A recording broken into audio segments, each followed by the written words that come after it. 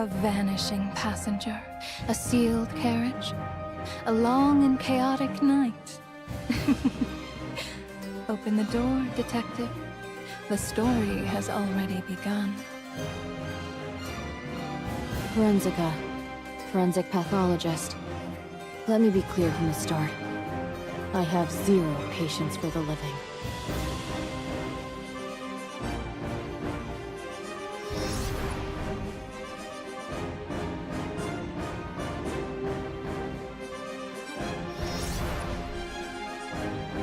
Head up, chest out. No matter the time or place, we should always maintain perfect posture. It is such a bore to have empty stairs as your partner. You'd better come earlier next time or else. What compels you to linger in the corridors on such a beautiful evening? Do you not hear the music playing? The most beautiful moments should be shared with someone special. Luckily, you came after all.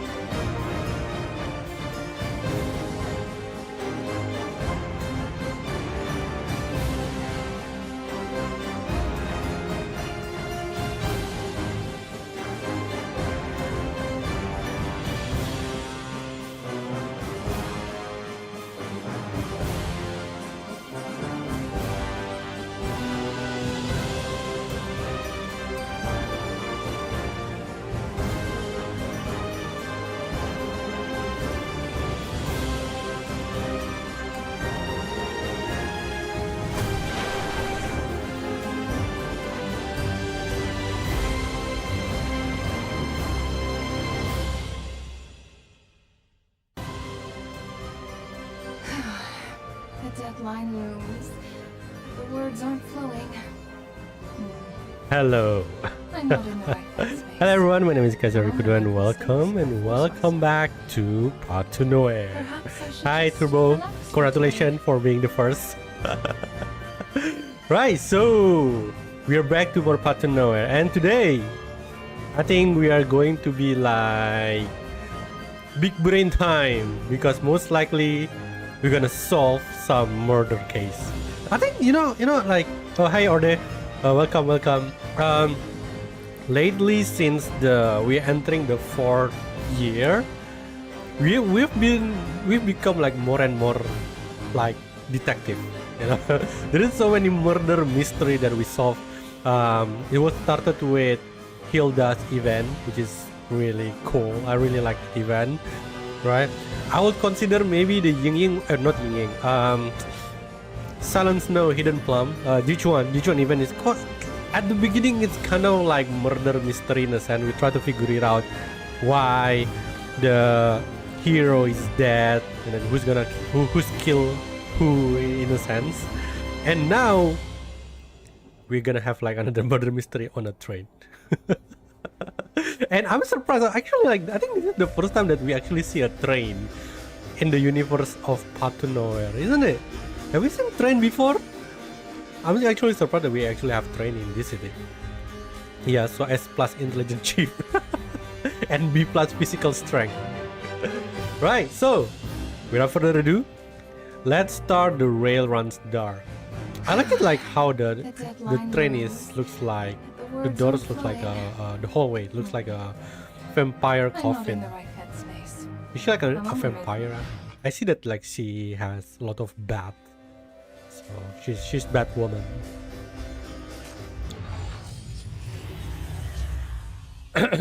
Son of Gil. Nothing there. Case knows. We have Forensica. By the way, I really like Forensica. I feel like Forensica is like my spirit animal. when she said like, I have no patience for the living. They're like, Forensica, I totally get it. We came back to our hellhole, this city. True. Like after being in like Fantasy Istia, so we are back to our usual life in this city, or I would say maybe this is gonna be like East Side, with all the terrible people in there. Why is she a vampire though? Good question. I think we're gonna have the answer. She actually have the teeth. I never actually pay attention.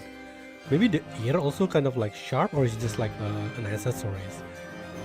So maybe since she's a vampire, could we expect some bite action? Oh, please bite me. She's gonna suck us. Oh no! Oh no, we have like the same talk. It's me or voice of a character. Is it? I'm not sure. Just tell me. I'm not sure like what did I do different. Let me try. Okay, what about now? Is it still doubling?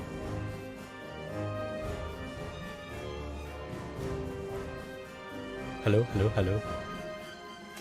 Because usually I'm not sure what's going on. I don't think I changed anything when I Oh, my voice? Oh, is it the game?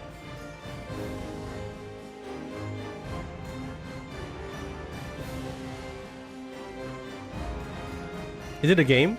Oh, hi Julian, welcome. We still have like a bit technical issue here. Just let me know.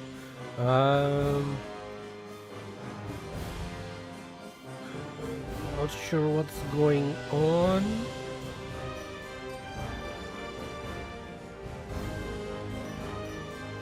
Is it normally have like... What about now? I don't think... Can you hear the sound of the game? Or the game is gone?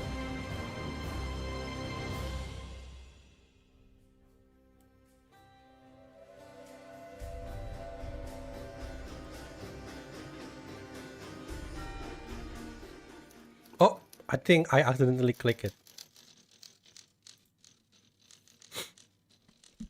Hello there, dear stream. Why is it auto? Oh, we are back to the Dismith. Looking for that detective novelist who's been the talk of the town lately. Damon. Question: does anyone know what the author of the Patricia mystery has been up to lately? Yeah, I think it's the detective. It's my first time reading this kind of novel. I tried guessing along as the story goes, but I never could have guessed who the culprit really was. Can't say I was all that impressed at the start, but now I'm completely hooked. I'm dying to read the sequel. When's the author releasing a new book? The Patricia mystery. Oh, you did? Okay. It could be only Turbo, maybe? Let me just increase the voice. There you go. The rules of detective novels. 1. The culprit must be someone who has appeared in the story, all the while being someone beyond the reader's expectation. Sping 0527. Detective novels? What's that? It's a mystery crime genre where a detective solves murder cases. I think it used to be popular before Nightfall, and this author single-handedly brought it back into the spotlight recently. She's been doing tons of interview and promotion lately. Pretty much the most celebrated best-selling author in East Side right now. I want to share news, but I'm going to share it at the end of the stream. Oh, there's a news? Wow, is it good or bad? Just make sure you're not falling asleep. 2. The detective must not solve the case through supernatural or bizarre methods. For real? Can't wait for her next work. I finished this one in a single sitting too. Never expected the culprit to be, spoiler warning. I kept thinking about who was more suspicious, but it turns out the killer was in front of us all along. Good news, it's very realistic. Bad news, it's too realistic. I'm low-key traumatized. Legit been double-checking whether I've locked my door when I get home lately. I know, right? Hands down one of the best storytellers in all of East Side. You are pretty. But speaking of this author, have you guys heard that rumor? The crime scenes must not have more than one secret room or passageway. Why is she still using like this typing machine? She blew up out of nowhere, literally overnight. Even her debut work swept the charts. Whenever someone asks about her inspiration, she always says that she draws ideas from real life. I thought that was the case at first, but every time one of her stories get published, matching coincidences actually happen in reality. 4. The detective must not solve cases through coincidences or unfounded intuition, nor through clues that were never revealed to the reader. In one of her books, the killer hid the murder weapon inside a piano. That same day, news broke about a pianist committing a crime of passion. Another time, her novel featured a victim who died in a family conspiracy, and right after, a fratricidal feud in a wealthy family came to light.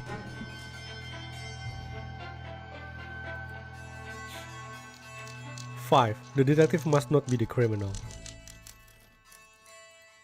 She's written so many stories that are way too realistic. If you also consider all these coincidences, what if she was never writing fiction to begin with?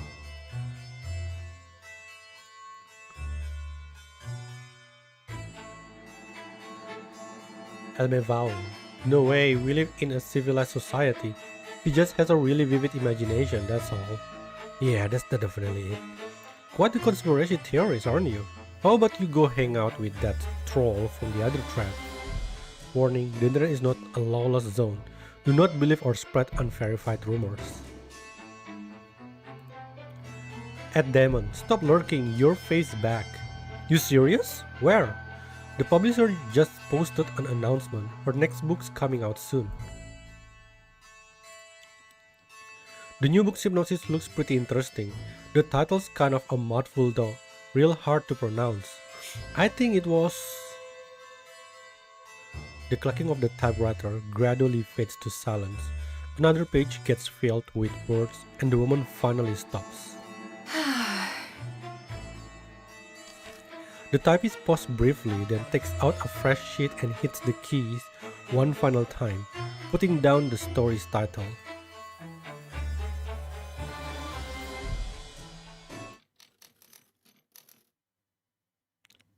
Murder on the Brava Express. Like every civil society doing. Chapter 1. The important passenger on the platform. A whistle blares. An old-fashioned steam train stops at the platform. It's unusually lively inside the carriage today. The attendant, who's unfortunately on duty, finally gets a chance to take a breather from her hectic work. She leans against the train car for a quick break. But then, out of the blue, a shadow is cast over her. The attendant scrambles to straighten up and greets them. "Good day, sir. May I see your tickets?" she says. The passenger, dressed in a trench coat and wearing a narrow brim hat, looks up, then hands over the ticket and identification to the attendant. Let's see here. Oh! Yep, everything's in order. What is Please that board the little train. title reference from Agatha Christie? Really? What's the title? I only know the name of Agatha Christie, but I don't know any of her novel name. Maybe if like it's Conan, is it Conan Doyle? I'm maybe familiar a little bit. Because I do read Sherlock. The young attendant glances at the name on the document. Welcome aboard the Brava Express. We wish you a pleasant journey, sir. Oh, it's me! Investigate the corridor. Dear detective, follow the instruction here and you will uncover the truth of this case step by step. This is the train guide for passengers. Tap on the train ticket stop to open the carriage map. See this small marker on the map? It represents your current location in the corridor. If you move to a different carriage, the marker will update accordingly. Really? How? Please note that this small icon indicates the room occupied or purpose. Chimeri, go ahead. If you want to go directly to a room, tap on this icon to fast travel there. However, this only works for rooms that have been unlocked. You can't just barge into any room as you please.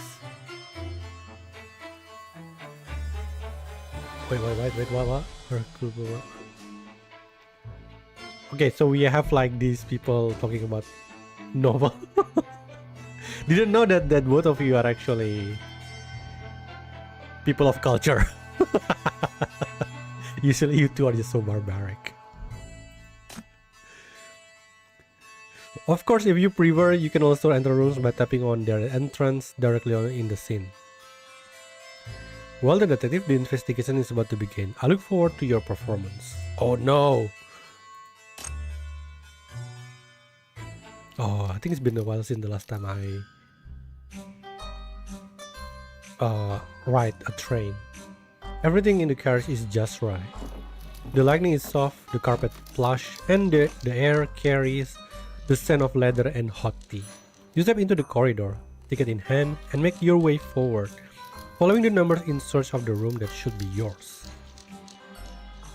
This was never meant to be a journey worth remembering. After solving several high-profile murders in quick succession, your reputation has grown considerably.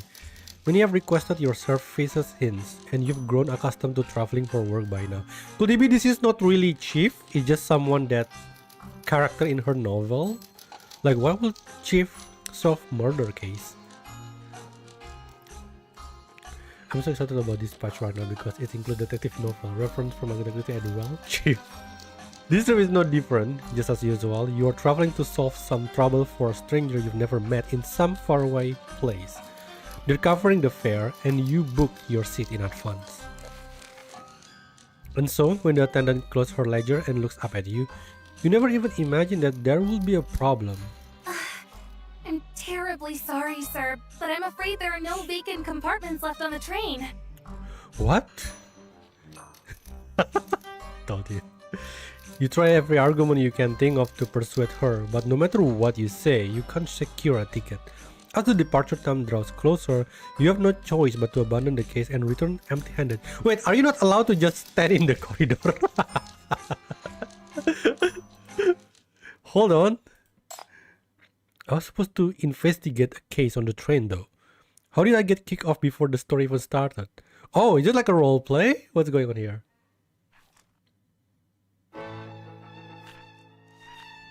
Oh dear. Why are you looking at me? Aren't you going to keep reading? Are we like having a one-on-one with her? A woman wearing a monocle is sitting across from you. She tilts her head slyly, resting her chin on her hand as she looks at the pages in your hands, smile on her face. The poor detective intended to board the Preva, only to discover that the train was fully booked. What should he do? How will he board this train?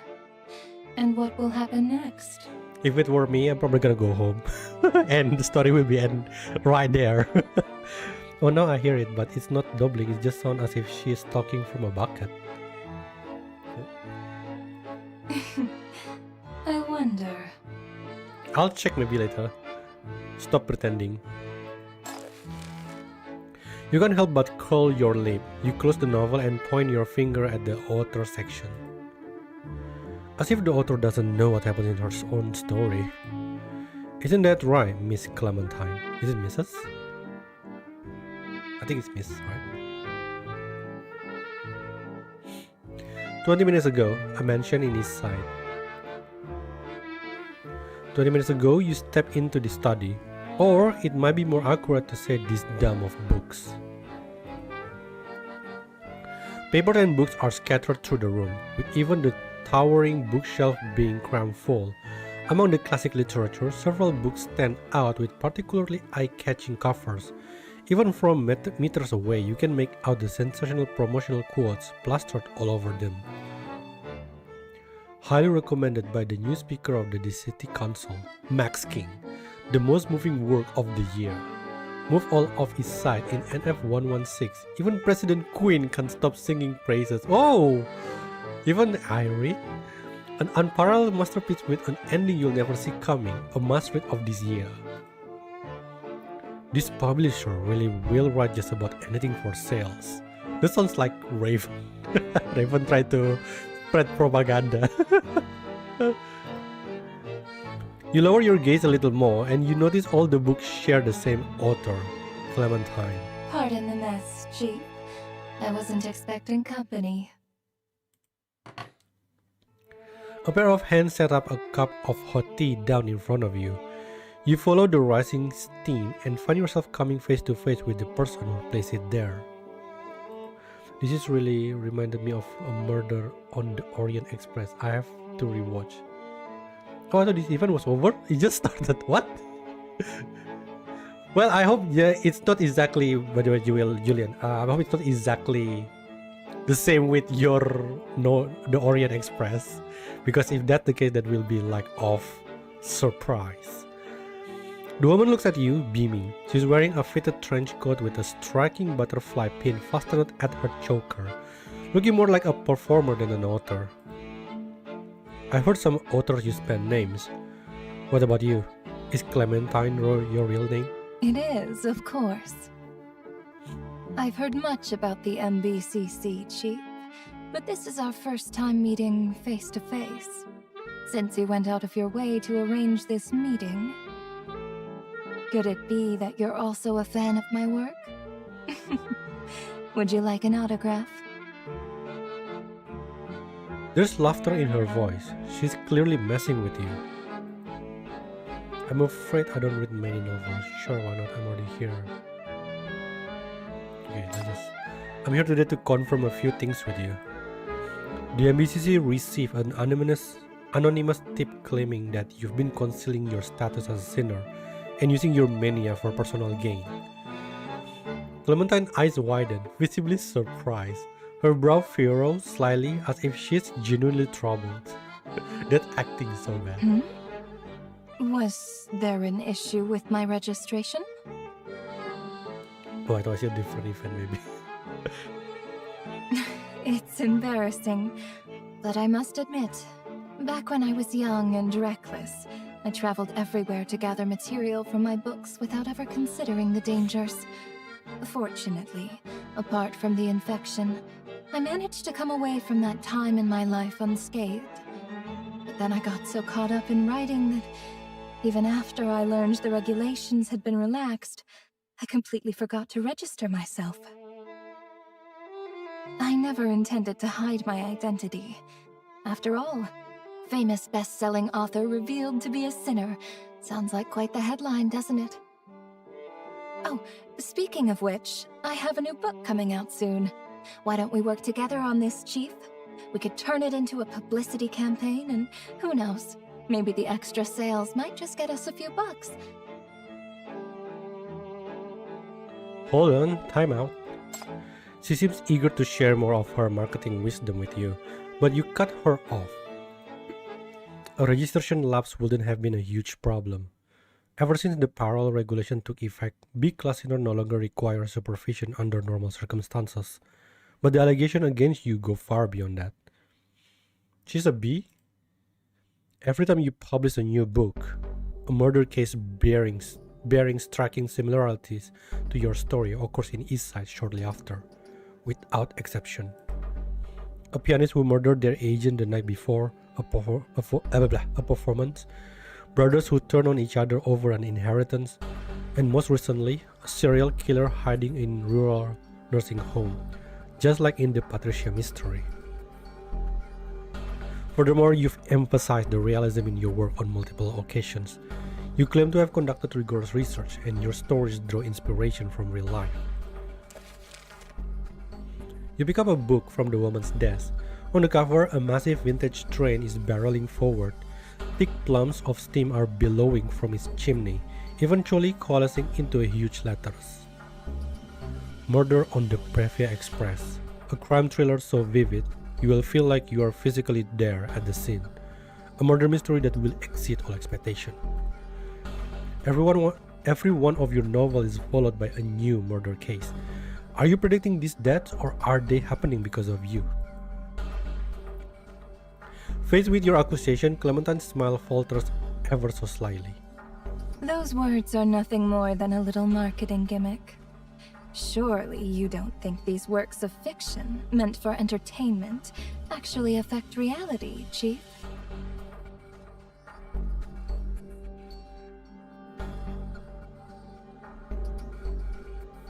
Wait, give me a second.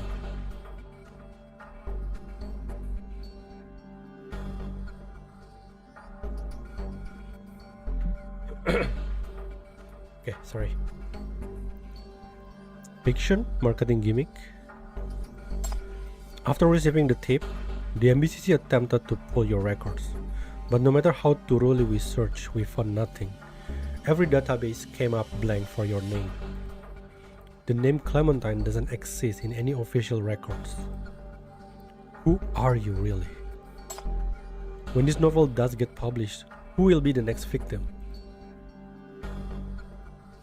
You narrow your eyes, studying Clementine's face intently, searching for any crack in her composure, but she simply rests her chin against her hand, tilts her head and smiles.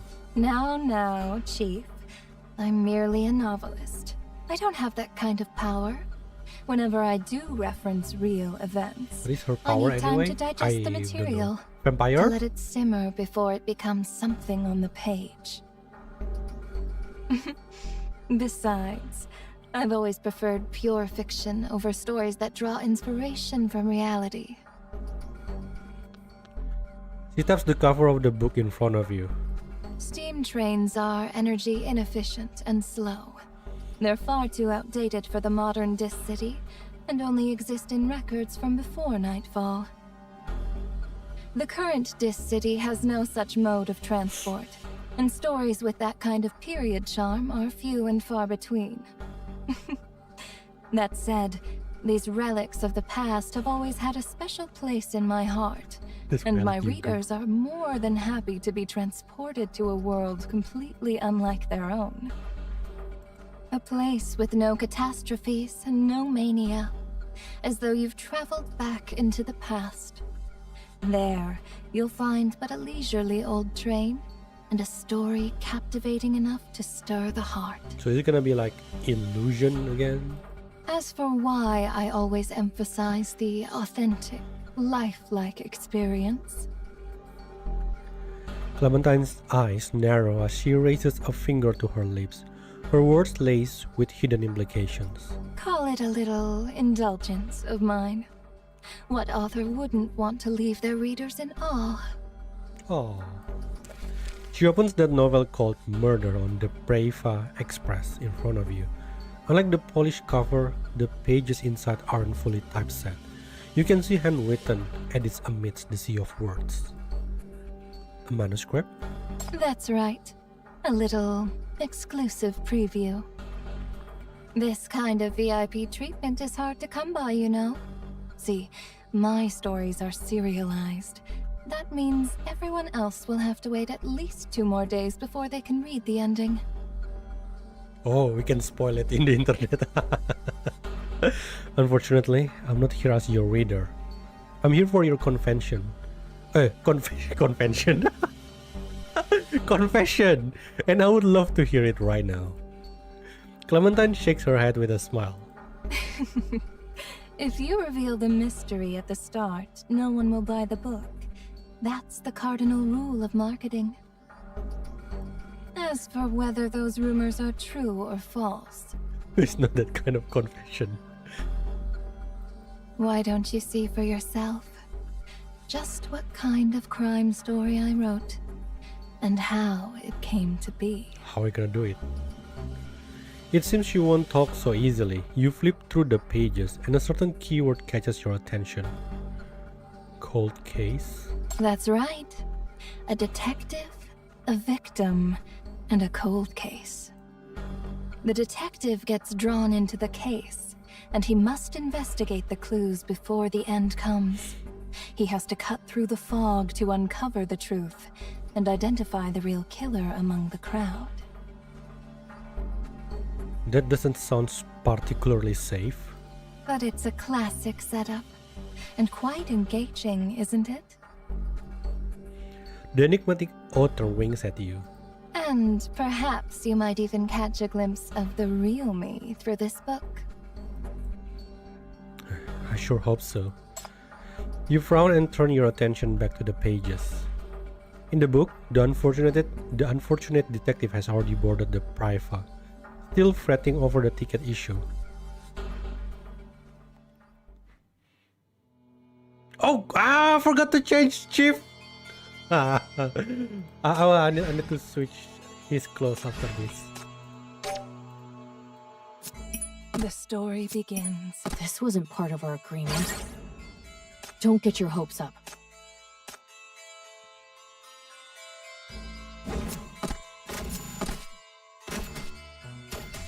You still stuck in the past. When the enemy looks like Velvet Susurration with the head of musical. Is that not musical instrument? Not instrument, like music stuff. After this, I need to change shift clothes first.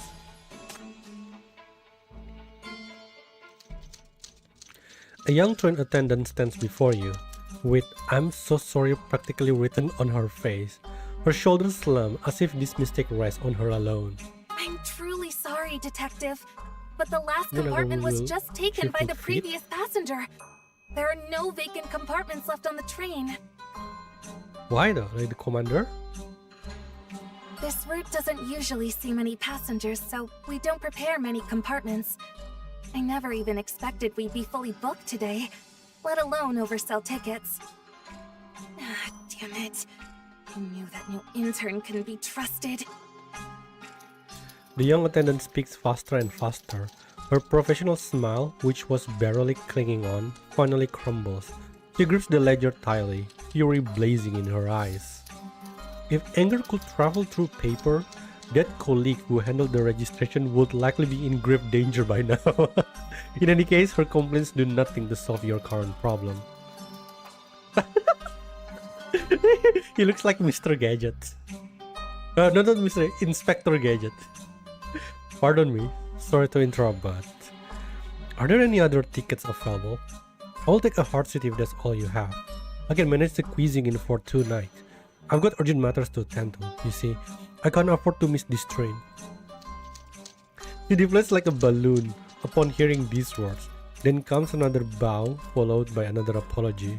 We have no one but ourselves to blame for this oversight. And I sincerely apologize for the inconvenience. Play dress up But we simply have no Infinity room Mickey. available today.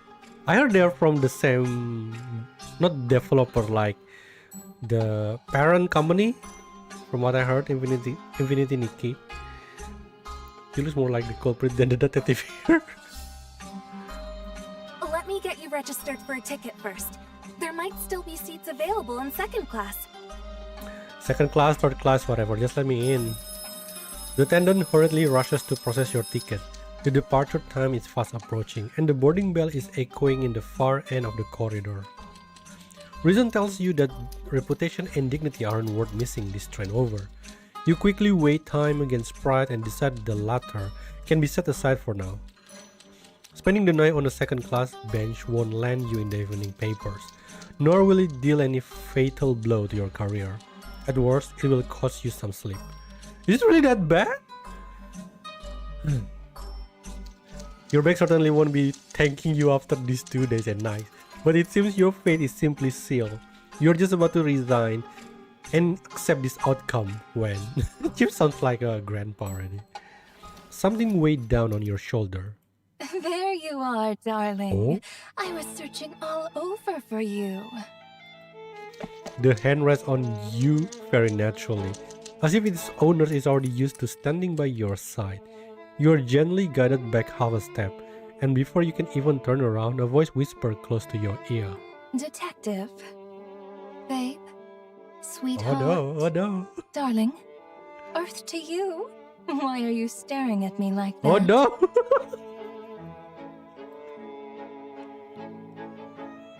You are...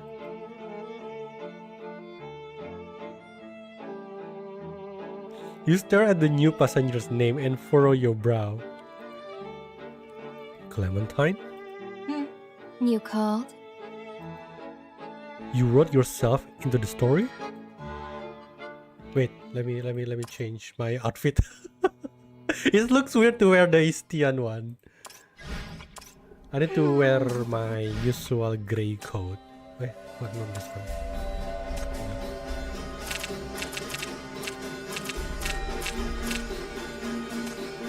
Okay. Train attendant, creepy lady touching me in forbidden. Please. Turbo. It's crazy how even simple romantic look from Bianca got me screaming and there's someone called Chief Darling. Oh, you mean the scene where Bianca have a crush on Chief immediately? Allison. Employed by the Preva train crew as an attendant responsible for first-class carriage service. Polite, enthusiastic, and conscientious in her duties. Appear trustworthy. You sure? Surprise! Didn't see that coming, did you? Clementine beams at you. Seems like she's very proud of her little trick.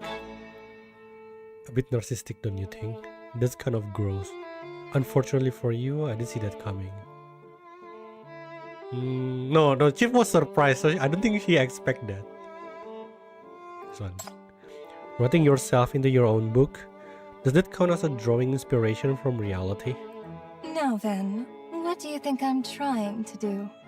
Care to take a guess? It can't simply be to save herself to the trouble of coming up with another name.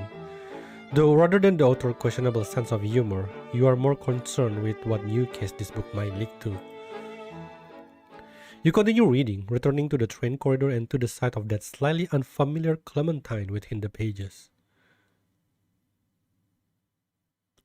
But self-insert fic does exist. Don't just stand there. Aren't you going to come to my room? Oh no! Oh boy! Oh, we just started. To your room? The woman appears from behind you. She takes your arm, her body drawing close in a motion so clean it seems rehearsed. So it seems like she knows you, Gu. Like how the friendship we met along the way. She clearly knows you, but you never met her before. Miss Clementine. Oh, it's Clementine all the time? Wait, I've been pronounced her name all this time wrong. It's Clementine? No, I don't know. You instinctively want to deny it, but her grip on your arm tightens before you can finish speaking. The woman answers before you can. Are there no tickets left? Why didn't you come find me sooner? I've been waiting inside for ages, you know. That's very mean of you. If you just need a room, why not come to my compartment? There's more than enough space for two. Clementine begins pulling you toward the carriage before she even finishes talking.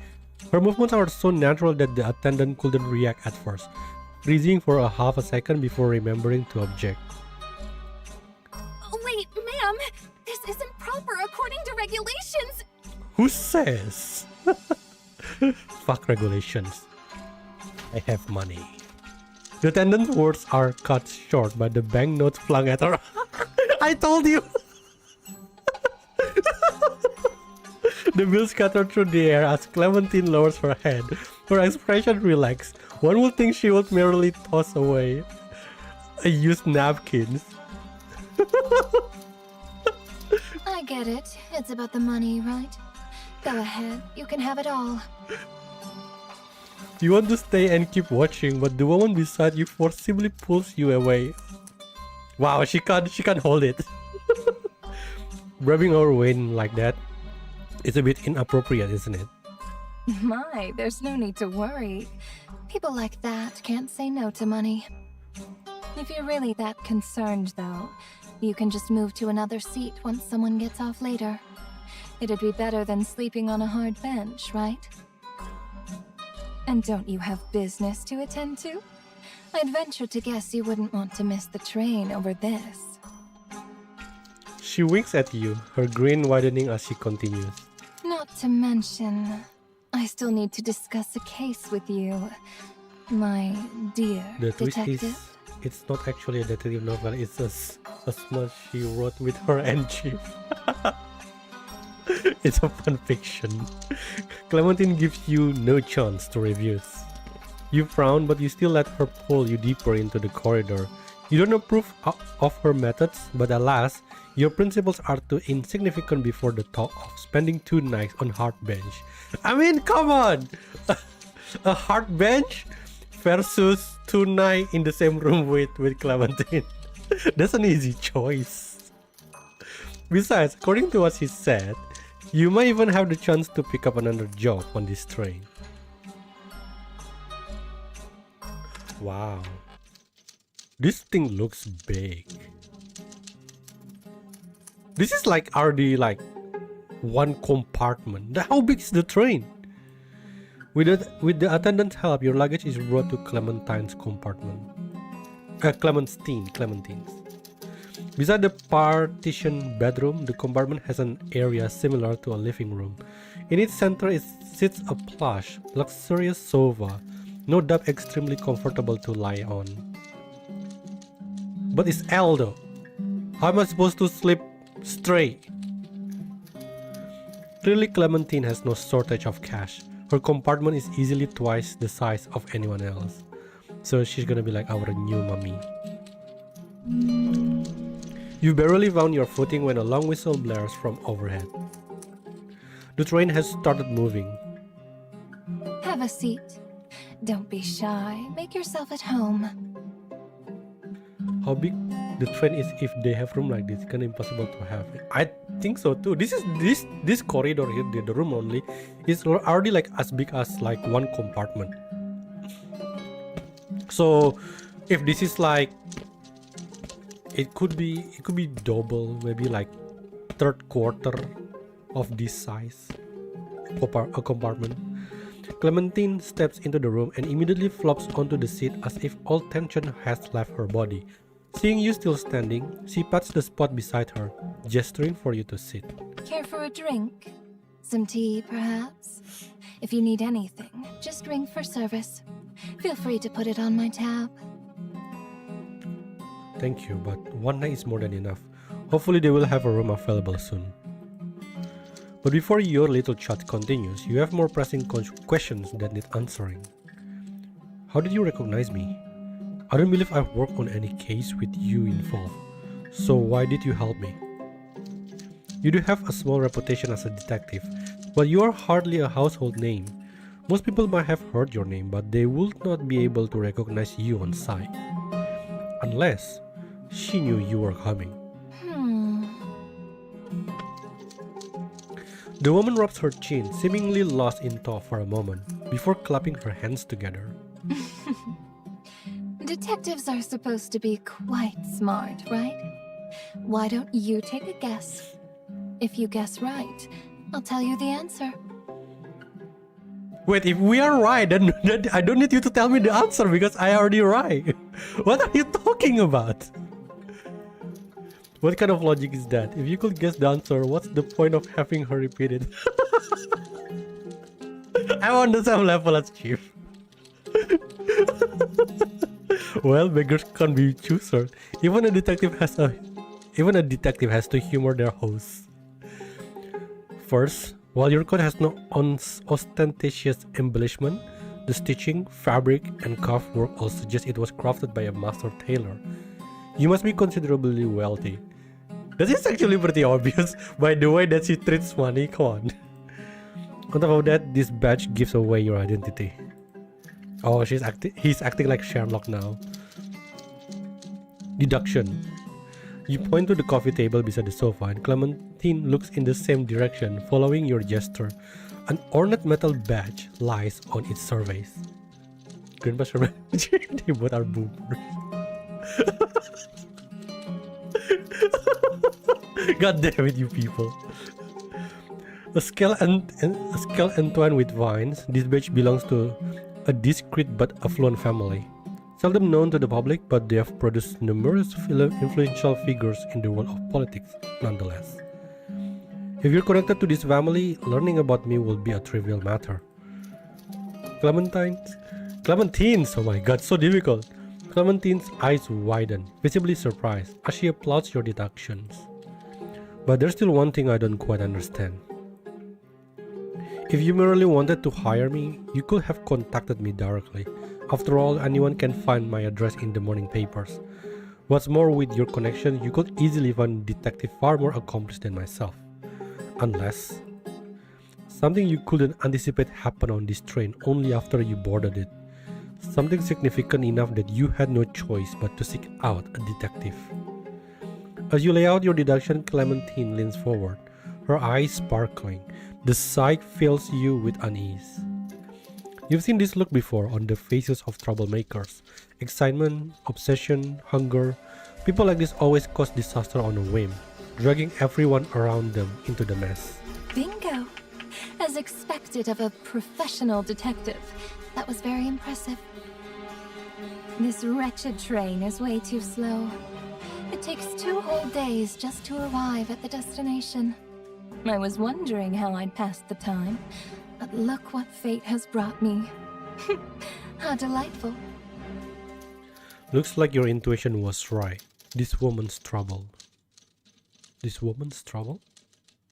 What do you mean? What do you want from me? I have a case for you. It has to do with a murder that is about to take place on the train.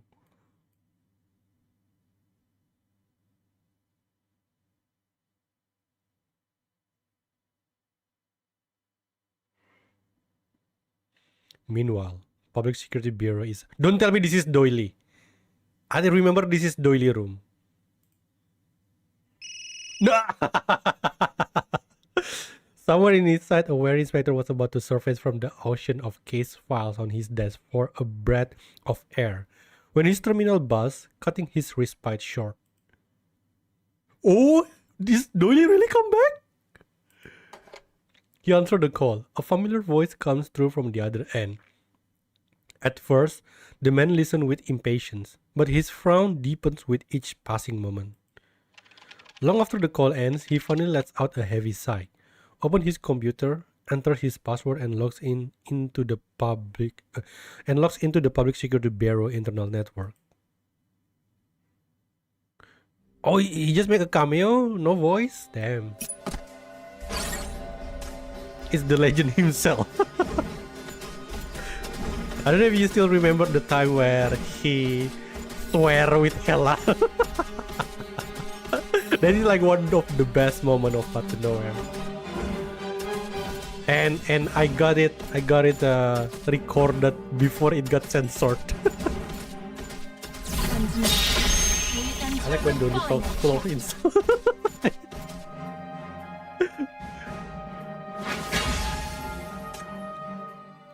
Oh no, that's the only cameo that he makes. I thought I'm going to hear his voice. I wonder if he's come back with his wife. Murder? What murder? Words cannot explain how much you wish you will simply misheard her. Unfortunately, her words were perfectly clear, and you understood them all too well. Is it too late to get off this train? The weather is perfect outside. The train picks up its pace, speeding through vast stretch of fields. At this velocity, you definitely don't want to jump. You turn back toward the root of all this. She spreads her hands with a playful smile, handing you a crumpled slip of paper. If Doily make a cameo, can Marlowe do cameo too? But Marlowe is dead. Doily is not. What is this? A prank? You take the note from her with furrowed brows. The paper is rough and covered in creases. Each letter on it is different in shape and size, as if cut from various sources and pieced together to form a chilling message. Die. Just wait. I will never forgive you. If you don't, I will bury everyone on this train with you. Some of the words have been obscured by stains, but the message is clear enough. This is a threat. A notice letter for a murder. Why will you give a notice letter? Did you receive this? No, I found it. I picked it up right around the corner in the corridor. The recipient must have been furious, but they missed while trying to throw this away. And I just happened to pick it up. You hold the letter up to the light. The bottom edge is noticeably rougher than the other three, clearly. Part of it has been torn off. Did you do this? Clementine shakes her head. There's a hint of laughter in her voice, perhaps because she finds seeing you frown entertaining. That being said, This should be enough to be called a proper case, right? The train has departed. Until it reaches the next station, no one can disembark and no one can contact the outside world. I just realized that every time like the narration is out, the sound of typing can be heard. Everyone is now trapped in this small cage of a carriage, just waiting for the blade to fall, for the crime to unfold. You found this letter before you came to me. Why didn't you report it before the train departed then? What else do you know? Are you asking me to handle this because alerting others will make things worse? Or is there some ulterior motive behind this commission of yours? Because it's interesting, of course. A death threat that appeared out of nowhere. Both the sender and the recipient unknown. A murder that's about to take place is thrilling enough in and of itself. But then I even ran into a detective. There's like a lot of coincidence. Why they kill everyone when they can just kill one person that they wanted to kill? I can't understand criminals' mind. Of course, there's still time to stop this. Just who could have sent the letter? And who discarded it? What kind of grudge? What type of seething hatred would drive someone to write such words? Is the son of a new fanfic in the making. Fanfic in the making. Clementine rises to her feet and extends her hand towards you. However, her languid movement distorts the gesture, lending it an air of insincerity. Now then, detective, will you accept my case and help me investigate the mystery behind this letter? I mean, like, there's nothing. It's like that we have anything to do anyway, so why not? You look up from your book, brow furrowed once again. The words you want to say caught in your throat. Oh, does our lovely detective have something to say? Be tactful. Speak frankly. Speak frankly. This Clementine is insufferable. Did you design her like this on purpose? What does she have to do with this case?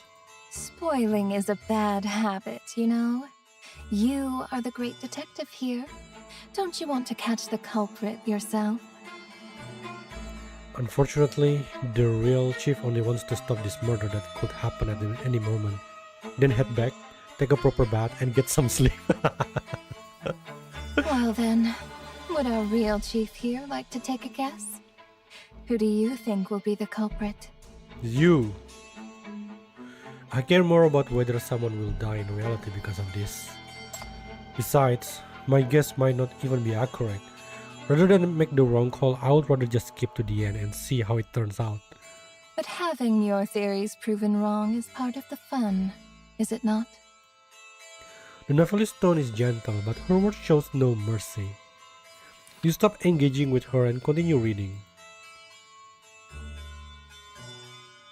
Is her pants skirt is green? Pants and they green. Is it pants? I see. So that's why you approached me and invited me to stay in your cabin. You stand up, grab your luggage and head for the door, but you're stopped before you can take more than a couple steps. Where are you going? Going to notify the conductor. We have a potential murderer on the loose on this train. Not so fast. I'm not finished yet. Clementine firmly grips your shoulder, her expression unusually serious as she gives you a word of advice. I know the conductor on this train. He's an incompetent, self-important man who cares more about keeping his position than doing what's right. He'll only make things worse. Think about it. If everyone knew there was a murderer on this train, wouldn't they all panic and do something rash?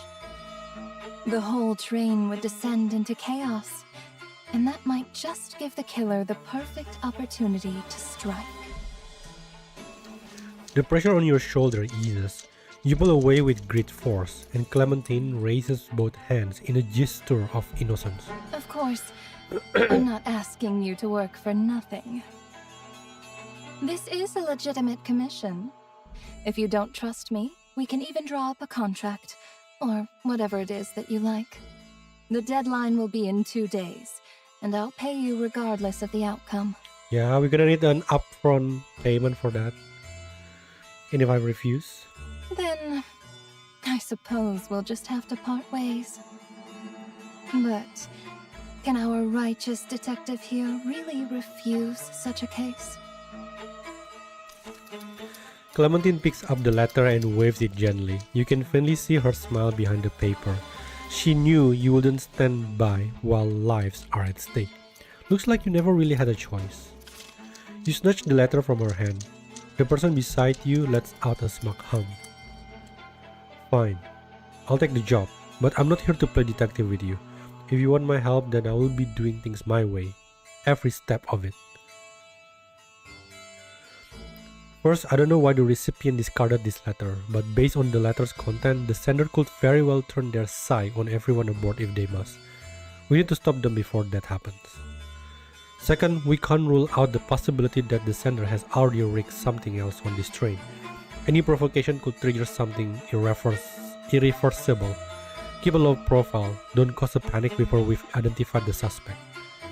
And third, we have until tomorrow morning. If nothing turns up by then, we will alert the train crew immediately. I'm not letting the worst happen. If it means stopping the train. Even if it means stopping the train. Sure thing, boss. Anyway, let's start narrowing down our suspect. Did you notice anyone suspicious when you found the letter? Oh! Hi Vesper, welcome. So Clementine is famous detective. Oh, I think Julian is already on the catching up. Thank you, Julian. The connecting doors between carriages get locked before the train departs.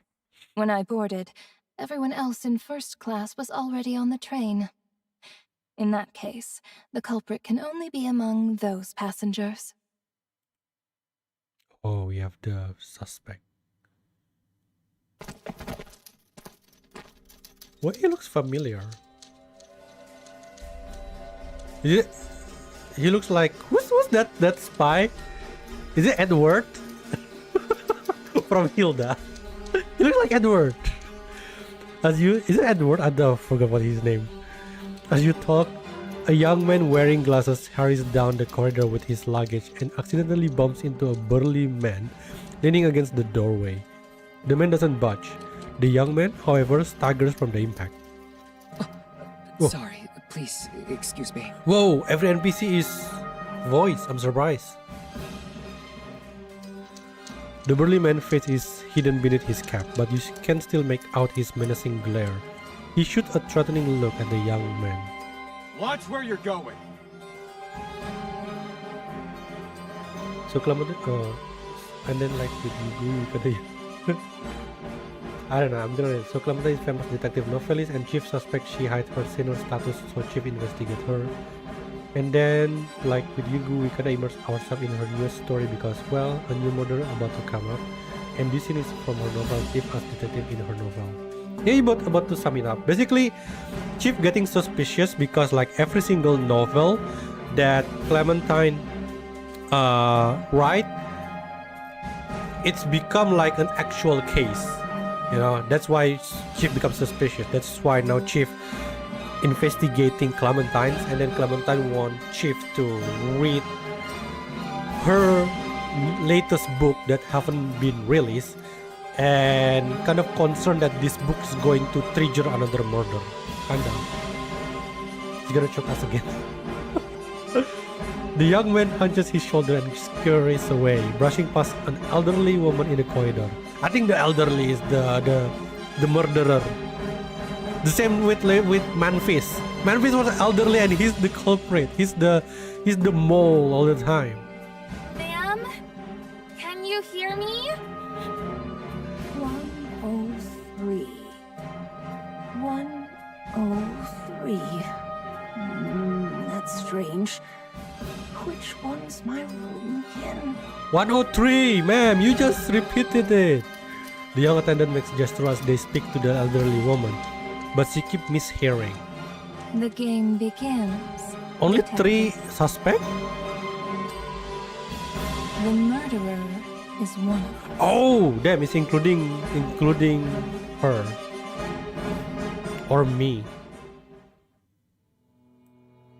What's this? Threatening letter top. The first half of threatening letter from a mysterious figure. The letter bears visible scorch mark. Die. Oh, this one is just now. Okay. A passenger occupying the luxury suite room 104 of the private first class carriage. She has offered you the living room of her suite as a temporary base and acting as your client. Has requested that you investigate a murder about to occur on the train. Her identity remains a mystery, her intention unclear. In short, a dangerous companion who warrants caution. I feel like if you remember at the very beginning, there is like a criteria what makes a good murder story. It's possible that there is a clue in there.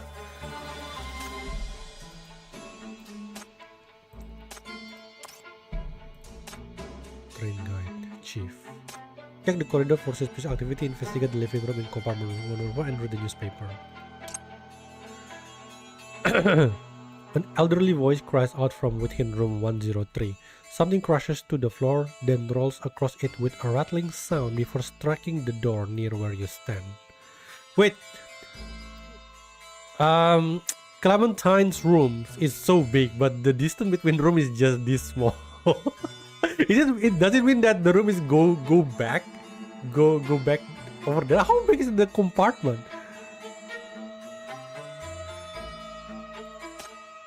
As you pass by, you can hear someone moving about inside at an extremely slow pace. This appears to be an elderly passenger with limited mobility. I mean, it could be someone in disguise as an elderly, and then suddenly he actually very athletic, you know.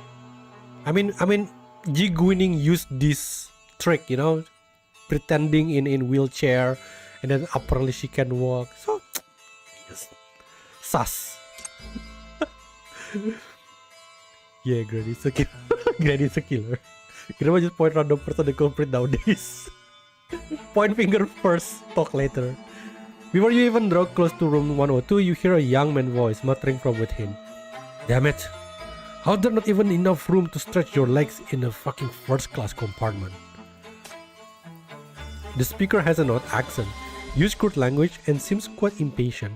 Perhaps this passenger is someone worth keeping an eye on. Nah, usually someone like this is like a bait. It's a bait. Like, oh, look at this guy is so bad. Like, he's just swearing, so he's the bad guy. It's like what do you call it? It's like Marlowe kind of situation, but he's like one of the coolest character NPC ever. As you pass room 101, you hear the click of a lighter from within, followed by a long exhale. A scent reaches you, one sharper and more pungent than ordinary cigarettes, laced with the rich aroma of fermented tobacco leaves. An expensive cigar. Anyone who can afford such luxury is likely a person of considerable wealth or status, someone from the upper echelons of society. I thought Granny, her catchphrase will be, "Don't think I can do it? Have fun with your grave." The gap is so big, loh, what he told, because the space has been taken by club. I mean, like, if you think about it, the gap between each room is like there is one, while Clementine there is two. That's literally her room alone. Are we bringing back Marlowe type of character and Ragnar type of character? Which one is Ragnar? What's this? As you attempt to make your way toward the dining car through the connecting vestibule, an attendant stops you, their expression apologetic. My apologies, esteemed guest. We recently performed maintenance on the electrical system and the panel was just repainted. It will take another half day to dry properly. We will not want to risk staining your clothes. Perhaps you could explore the other areas in the meantime? The dining car will open at 6 this evening. I assure you that the private cuisine will be well worth the wait. Ooh, god damn it, I feel like I'm going to be hit by a train just now. What the hell? A circuit breaker tucked away in the corner of the train corridor. Its location is well concealed. The white paint around the breaker is fresh. Anyone who operated will likely have white paint mark on their clothing. Oh no, I have to remember all this clue?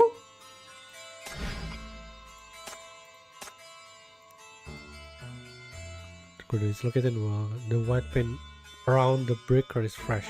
Anyone have to have white paint. Okay, remember white paint, guys. White paint. Room lock, room lock. Can I go inside? Oh.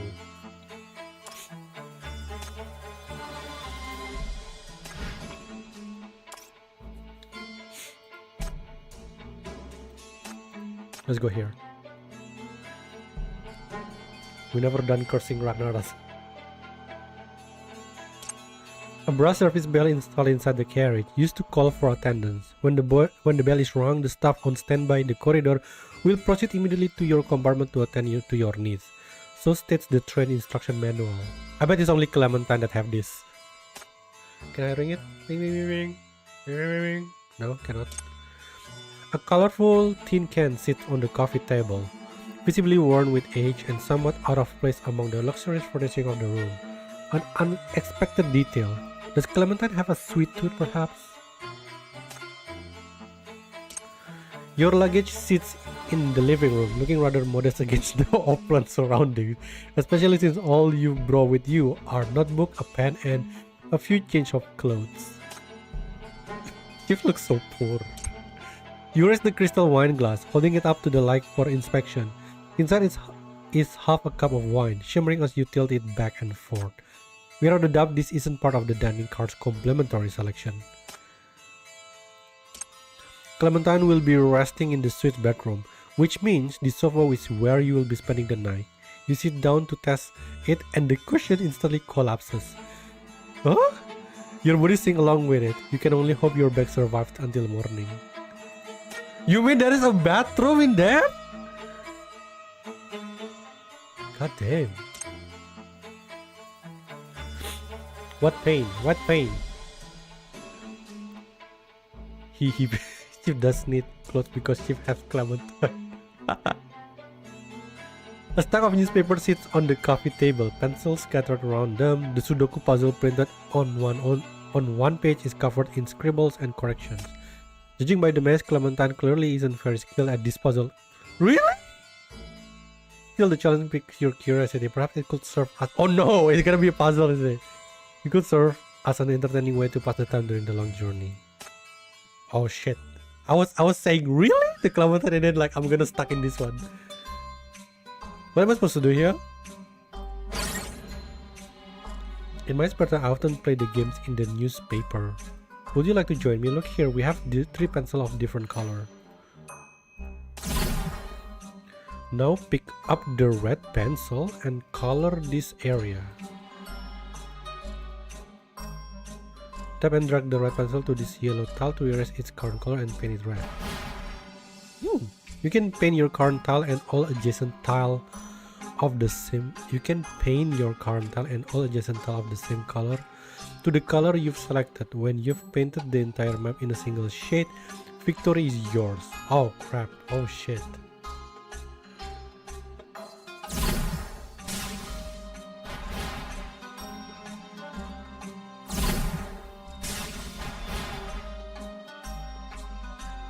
I have no idea what I'm doing.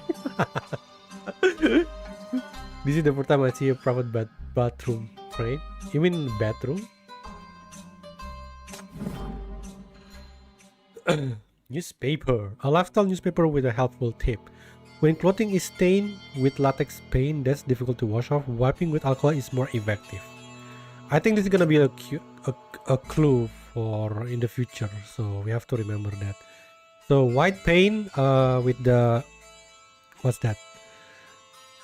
What do you call it? I forgot already. About Clementine's room.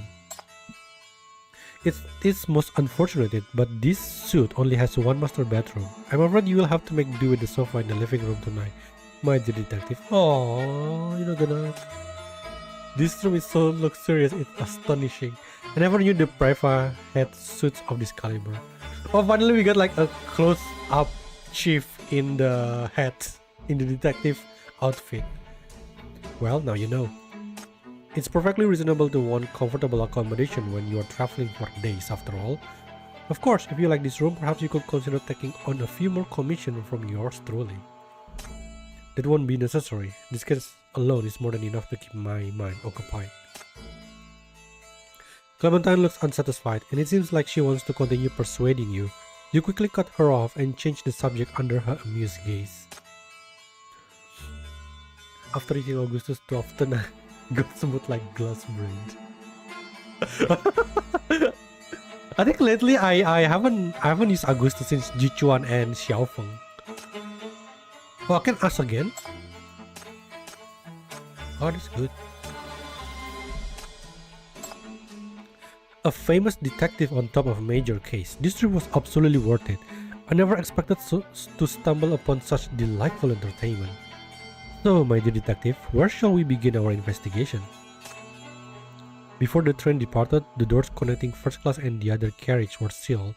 Whoever received that letter must be somewhere in first class. Perhaps we should start by investigating the passenger. That makes sense.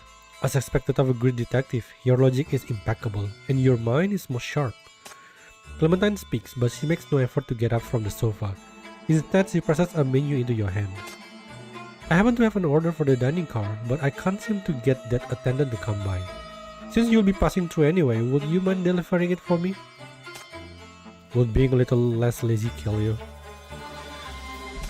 You won't even grant me this tiny little request, great detective? Then perhaps I should ask for something more interesting instead? Clementine's words carry an obvious implication. Okay, what's the implication here? Turbo, it's your turn. You take the damn order for her hands with a deep sigh. It's much better than letting her cause further mischief anyway. But I want to do mischief. Clementine ordered an expensive chef's recommendation set and reserved a bottle of Sharpie Estate Dry Red to be delivered to her room at 8 p.m. that evening. Turbo, tell me the implication. Yugu style. I walked around the train for a bit, only saw that attendant from earlier. The other passengers were nowhere to be found, though I do have a rough idea about what kind of people they are. I caught the scent of cigars near room 101. They're likely a passenger of considerable social standing. Room 102 seems to house a rather hot-tempered gentleman. As for room 103, I believe the occupant is an elderly person. Quite the haul in such a short time. So then, which one do you think is the target? I can't say for certain yet. The doors were all closed, so I don't know how much beyond what I just said. Perhaps I will have a chance to get a better look during dinner time.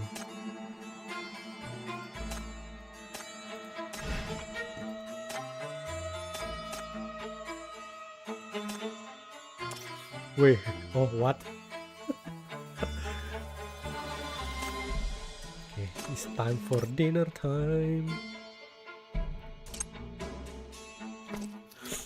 You walk through the carriage corridor, looking for additional clues near the spot where Clementine found the letter. Unfortunately, the corridor is spotless. There's not a single clue or speck of dust in sight. You search with your head down, just like a mole, following the trail all the way to the connecting door leading to the second-class carriage. But then you come to a halt. Someone is blocking the doorway, completely obstructing your path. Oh, Forensica! You look up. The first thing that catches your eyes is a mass of disheveled hair. The owner of that hair is slim, and she's currently leaning back with both feet firmly planted against the ground. She's pulling two old leather straps, her face flushed red. It seems like she's been locked in a losing battle with something. Ma'am, do you need any help? The attendant notices the strange sigh as well, but the moment she draws closer, the woman flinches as if some defense mechanism has been triggered. Stop! Don't come any closer. I can do this. Don't touch it. Why? What happened? The protests tumble out one after another. Only now do you get a clear look at what she's referring to. It appears to be a deep grey, oversized suitcase, nearly as tall as she is. Oh? It's been wedged firmly between the door frame, a perfect fit in the worst way possible. Clearly, the suitcase was a little too much for the available space to handle. This exits no good now. Oh, is it like, what do you call it? Like phobia of scared of like narrow space? Is it? Oh, it's a luggage. Wait, how big is the luggage that it is her size? Just how much luggage does she have? You briefly calculate the ratio between volume and travel duration, but the math simply doesn't add up. No matter what. Oh, so the luggage is not enough? It cannot move. It cannot enter the corridor. What happened here? The woman stays silent. She releases the strap and pulls out a glass bottle from her pocket. A neat white label covered in dense printed instructions is affixed to it. It looks more like laboratory equipment than something you will carry on a trip. She kinda looks out of place. Agree, if the setting is like this, at least her color palette should be more earthly. What the detailed description? Wait, what did Turbo did? We must entertain her with a pen? What? Back. Ma'am, what are you... The strange woman quickly measures the door frame, then unscrews the cap and carefully applies the liquid to both sides. Her movements are precise, the cuff range even. Once she's finished, she stuffs the bottle back into her pocket, takes a deep breath, and grabs hold of the two worn straps once more. She steps back again, then pulls hard.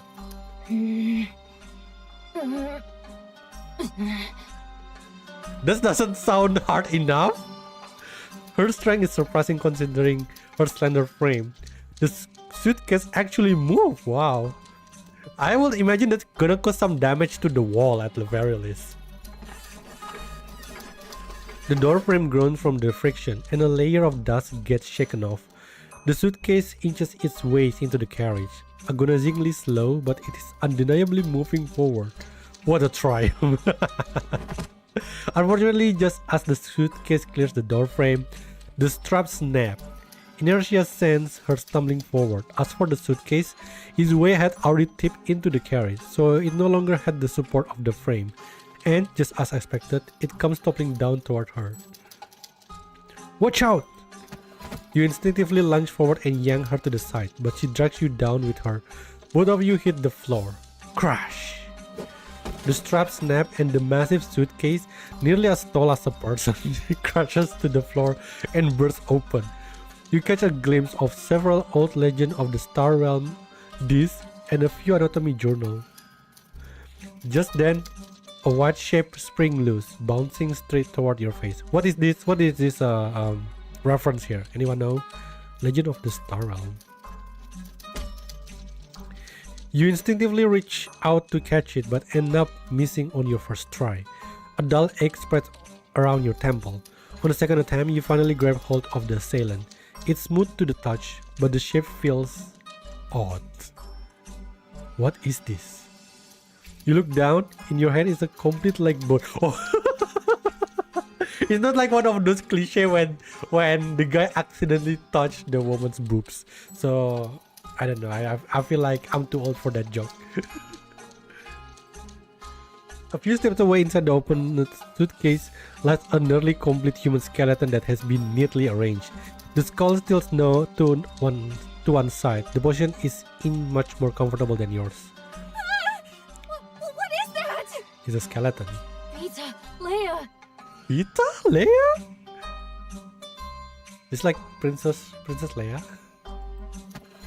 PS Vita. Don't even know. She lunges at you and snatches the leg bone from your grasp. Oh, thank goodness. The structure's intact, no cracks either. Don't worry, I'll put you right back next to Luke. Luke? Is that Star Wars? I question the regulation from the expert that should be limit for circuit ride like Edport. I think so, it should be. Wait, Dorothy's missing Who the hell is Dorothy? Where did she go? Is she talking to the bones? Are these skeleton models? She raises her head instantly, her expression turning serious. They're not models. They're specimens. I can show you Vita's bone density report if you'd like. But I need to find Dorothy first. Well, I'm not interested. Bone density? So they're all real. And all of these different names. Don't tell me you named all of these bones. Or more like the actual owner of the bones. The attendant's voice trembles with each word, and she looks like she's about to faint any moment now. Of course. 206 of them to be exact, since that's the number of bones in a complete skeleton. Isn't that common knowledge? I mean, that's actually pretty smart compared to like using the Latin word of the bone. Like, I don't even know. Velum, I don't even know. Name me one bone in Latin, please. Put it on the chat.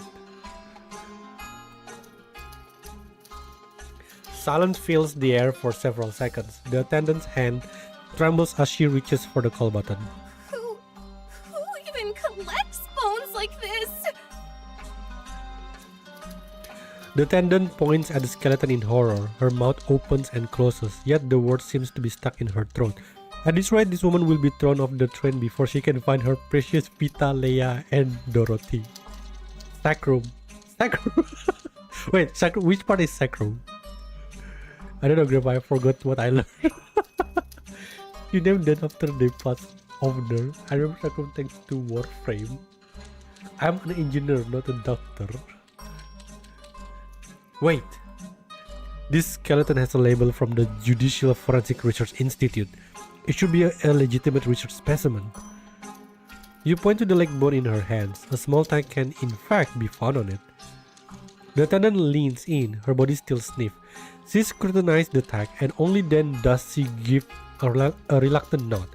She struggles to compose herself, her voice still trembling as she asks the woman to keep the specimen secure to avoid disturbing other passengers. Her professional training can only do so much for her in a situation like this. With the second attendant sent on her way, you turn back to the owner of the luggage. She's already crouched on the floor, wholly absorbed in searching for scattered pieces. You catch her picking up a small white object from the carpet.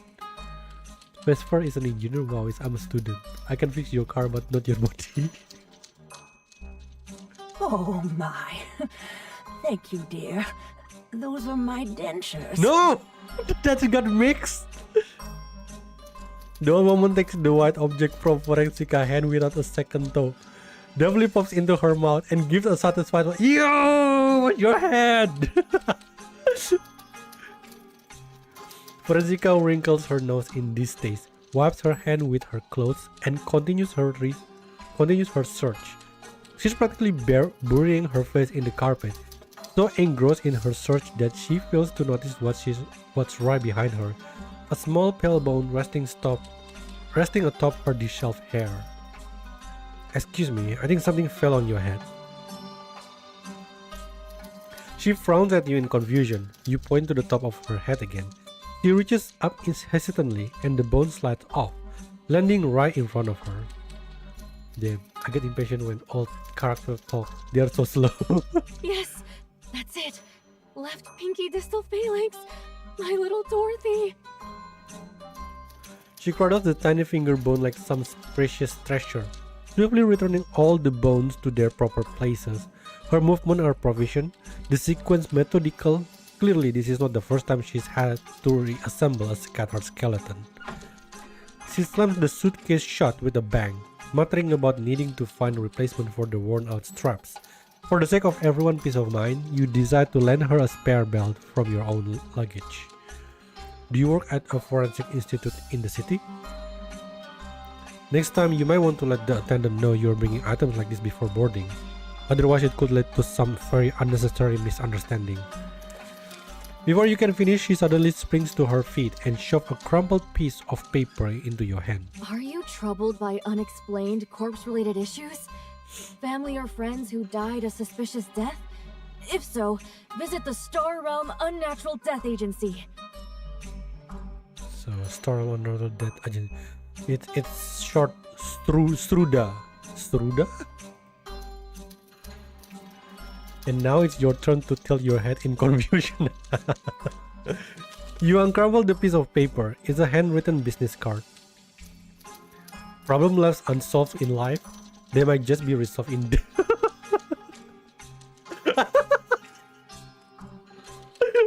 Star Realm Unnatural Death Agency, Chief Coroner Forensica.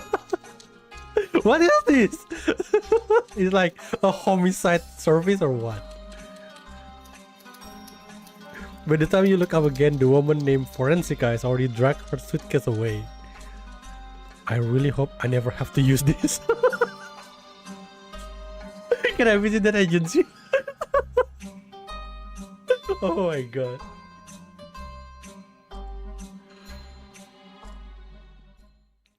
I'm actually pretty surprised with Forensica character. I thought she's gonna be like one of those grumpy. She kind of grumpy, but pretty talkative, you know.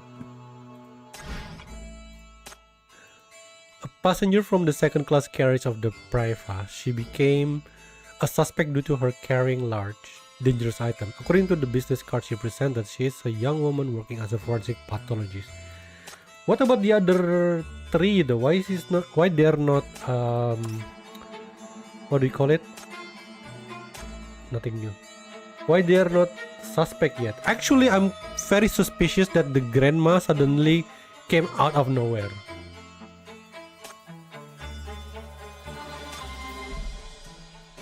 That she might scouting the area. Why I'm so suspicious with the grandma? I still hope her color palette is more dark brownish though, not that flashy like Min. This train is too small for two chief coroner. The bar is stocked with an impressive array of beverage, ranging from fine wine from distant lands to premium aged spirits from local distillery. A fitting selection for a luxury train with such steep ticket prices. The timetable provided to each passenger shows that the Praiva departs from Morgue Street Station on March 17 at 2 o'clock and will arrive at its final destination on March 19 at 8 o'clock. There are no stops along the entire route. A train timetable hanging up on the car will provide the bare minimum information about this journey. So 2 o'clock to 8 o'clock. A small locked wooden box tucked away in a discreet corner of the bar. It appears to be a personal item belonging to one of the train crew members. A gilded serving cart laden with an assortment of fine cuisine and beverages from the kitchen. The savory aroma of meat wafts gently from beneath the silver clutch.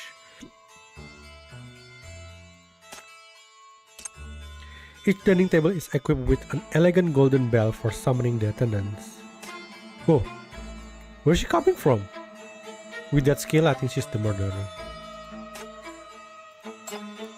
Good day, esteemed guests. Is there anything I can assist you with? The Praiva crew will do our utmost to fulfill your favorite need. I want to know more about the Praiva. Of course, the Praiva is a luxury express traveling between the city-states. The journey will take 3 days and 2 nights, and we are here to provide you with fast and convenient services, ensuring that your time with us is comfortable and safe. The train certainly looks impressive, but what if there's an emergency? Are there any evacuation routes on board? You needn't worry, esteemed guests. The Praiva has never had any serious incidents. As the staff member responsible for first-class service, I will be on duty in the corridor all night, ready to respond to your every need. I assure you that I will remain vigilant in ensuring the safety of all passengers.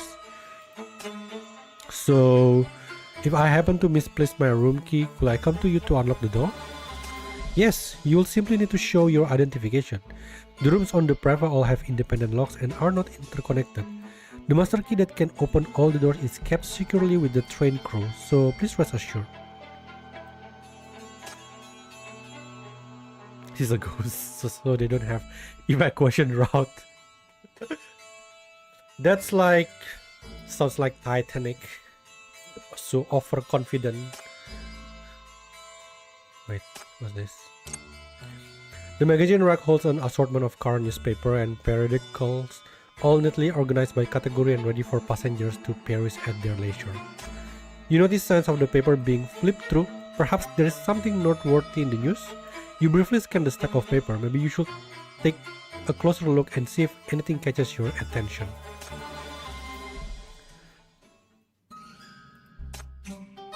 I still don't know how to play this game, to be honest. So if I do...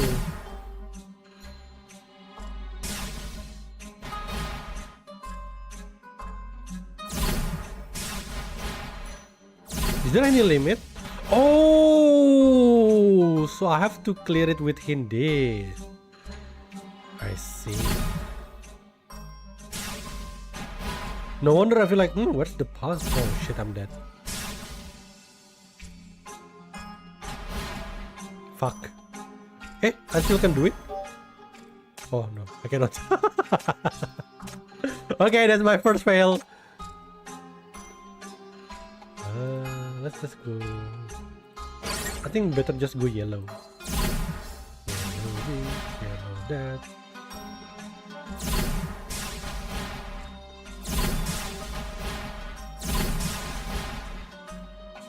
I just noticed there's a limit. No wonder I feel like it's too easy if there is no action. Oh, limit.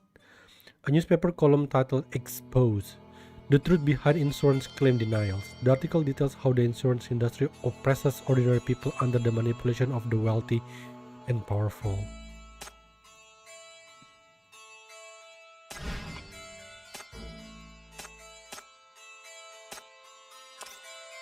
Okay, let's bring Clementines. Good day, esteemed guests. The private dining car is now accepting reservations. Are you here to place an order? Would you like to see today's chef's recommendations? No, I'm here to place an order for tonight's dinner on behalf of my roommate. Here's her order. Submit the order and ask you to pass along. Okay, I can submit the rest? This is for Miss Clementine in room 104, correct? Very well, I will have the kitchen begin preparation immediately. Dinner service begins promptly at 6, and the wine will be delivered to your room around 8. Around 8 this evening.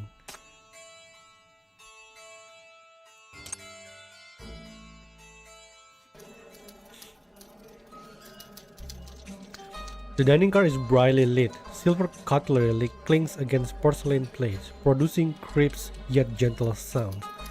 The air carries the scent of butter and vanilla, braised beef in red wine sauce, roasted lamb chops, smoked cod, cream soup.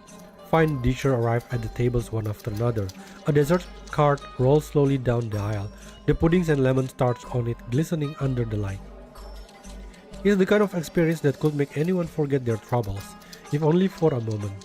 Unfortunately, you are in no mood to enjoy anything like that right now. Why she's here?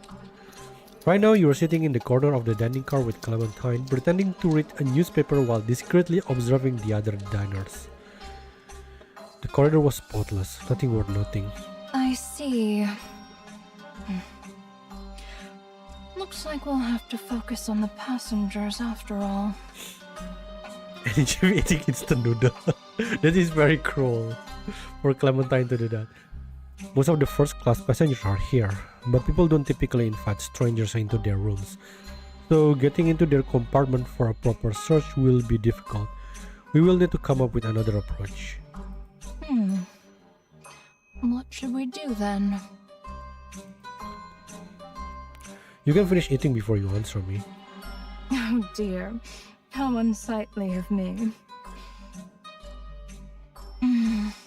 My, it's delicious.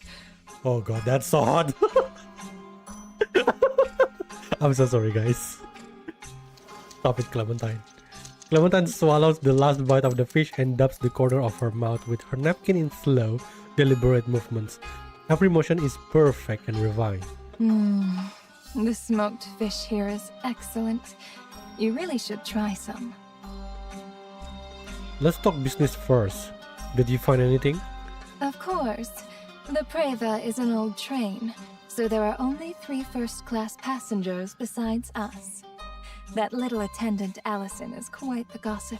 I barely had to ask before she told me everything. Clementine leans in close, ducking behind the newspaper just as you did. She lowers her voice, her fingers sliding across the table's edge to point toward another corner in secret. The man is sitting alone in the corner, his back to the night beyond the window. His jawline is rough, his brow sits low, and the entire upper half of his face is lost beneath the shadow of his head. His sleeves are rolled up, revealing his muscular forearms. His knuckles are rough and broad.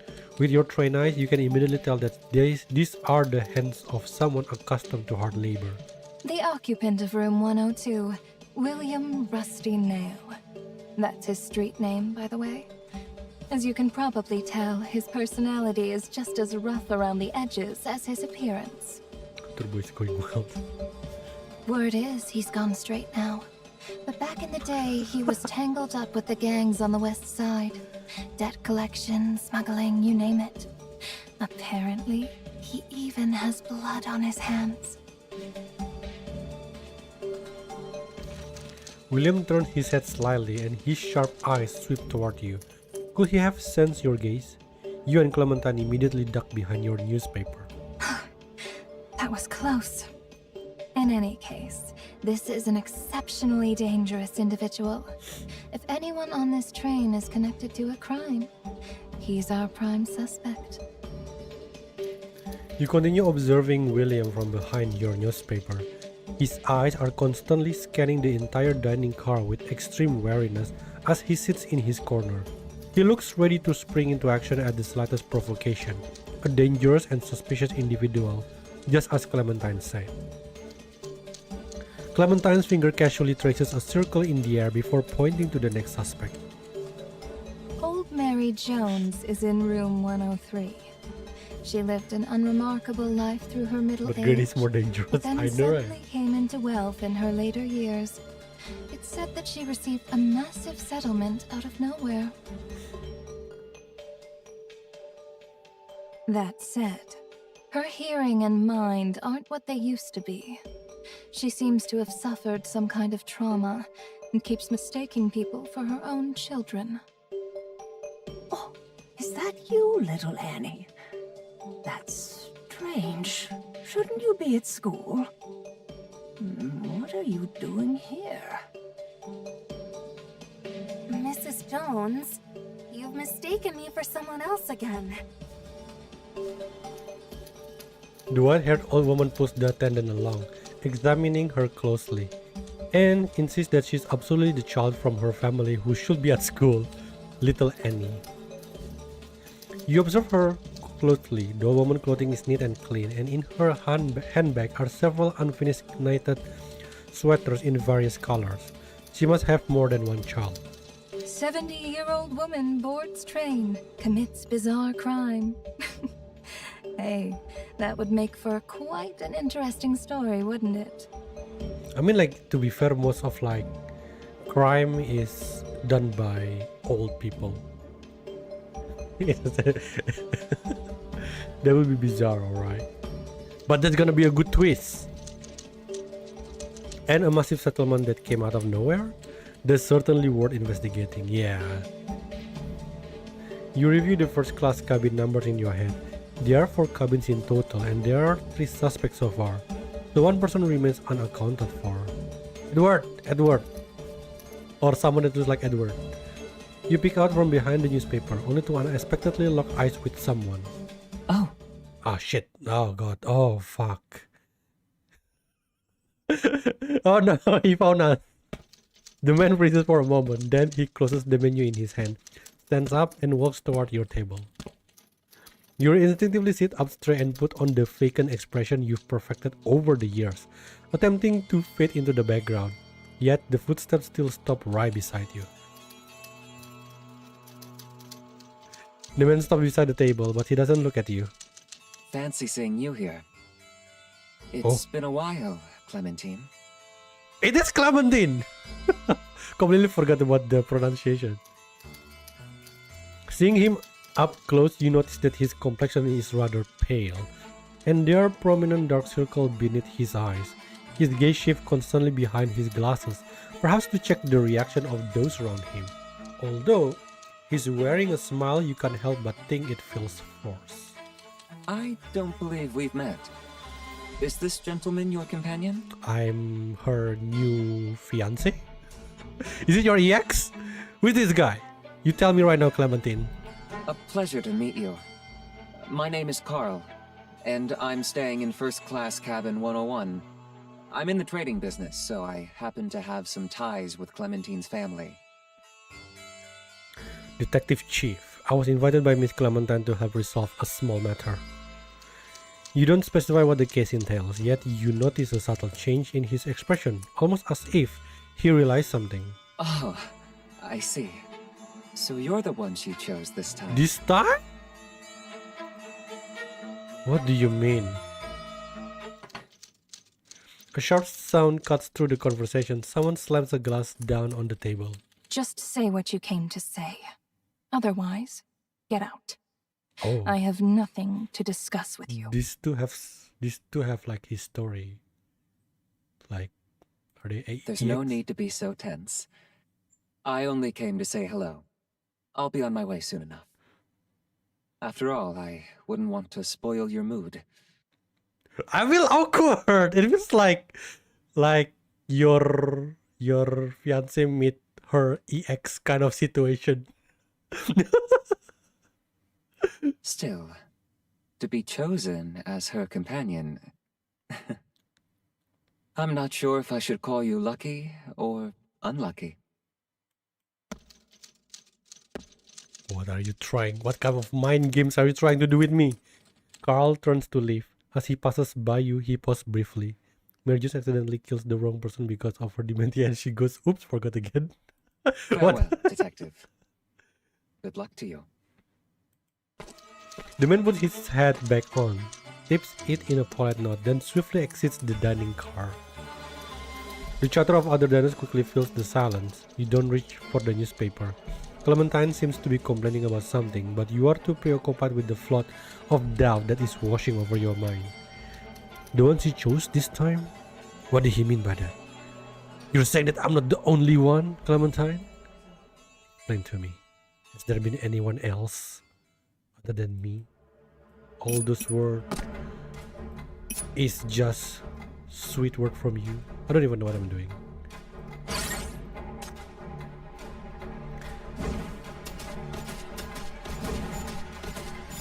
Wow, that is pretty tanky. I should bring more character. And now, we enter the final chapter.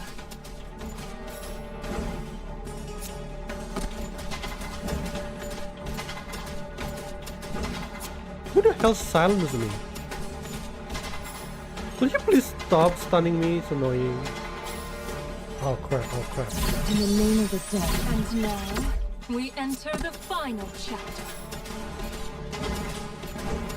And now, we enter the final chapter.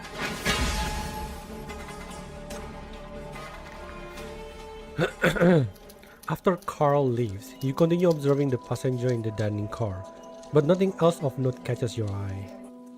Rain begins to fall as night sets in. The cluttering of silverware gradually fades. The deserts are cleared away. Deserts are cleared away, and the wine glasses have run dry by now. One by one, passengers rise from their seats and return to their compartments. Lingering for too long after everyone else has left will only draw suspicion. You fold up the newspaper and stand up. Clementine, you can head back first. I'm going to check the other carriages. There are a few things I still want to look into.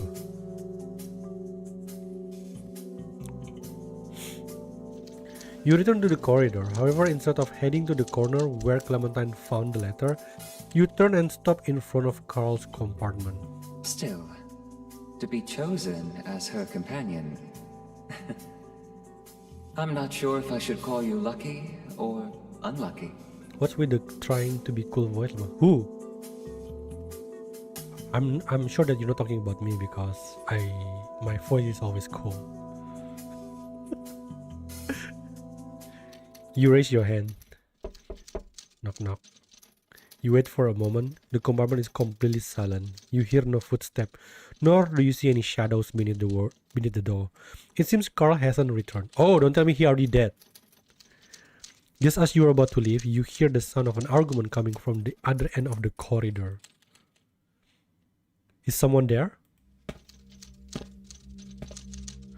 You tiptoe toward the other end of the corridor. As you draw closer, the sounds of the argument grow louder. They're coming from the neighboring compartment, room 102. What do you mean? Didn't we agree? It's all because of... Who could they be? Their voices come in fragments, drowned out by the grinding of wheels against rails. You press yourself against the wall and edge closer to the corner in an attempt to hear more. You better get the hell out of here! Don't screw this up! Oh shit. A furious shout rings out beside you. The next second, the door is flung open. William storms out, his menacing figure filling the doorway as he comes face to face with you. His piercing gaze sweeps over you, his already harsh features twisted into something demonic. Were you eavesdropping? No. His shoulder tenses up as he speaks, his fist is already raised. You try to explain yourself, but any movement or another word will come far too late to stop what's coming. Just then, another voice stops William in his tracks. What? Is he arguing with Grandma? The elderly woman stands in the middle of the corridor, clutching a small bag, her expression uneasy. Oh, young person, do you know where room 103 is? William glances at her, then looks back at you. I thought that William arguing with the grandma. The air hangs heavy for about 2 seconds. Finally, he lets out a cold snort, lowers his fist, and goes back into his room. You finally let out a sigh of relief. The elderly woman beside you seems completely oblivious to the tense situation just moments before, perhaps due to her poor eyesight. She continued to ask you for direction in a quavering voice. You know, the grandma is very, very suspicious because, like, she's everywhere. Just like Edward last time, like, he's like everywhere. And he's the one who killed us somehow. Please follow me, ma'am. I'm heading in that direction anyway.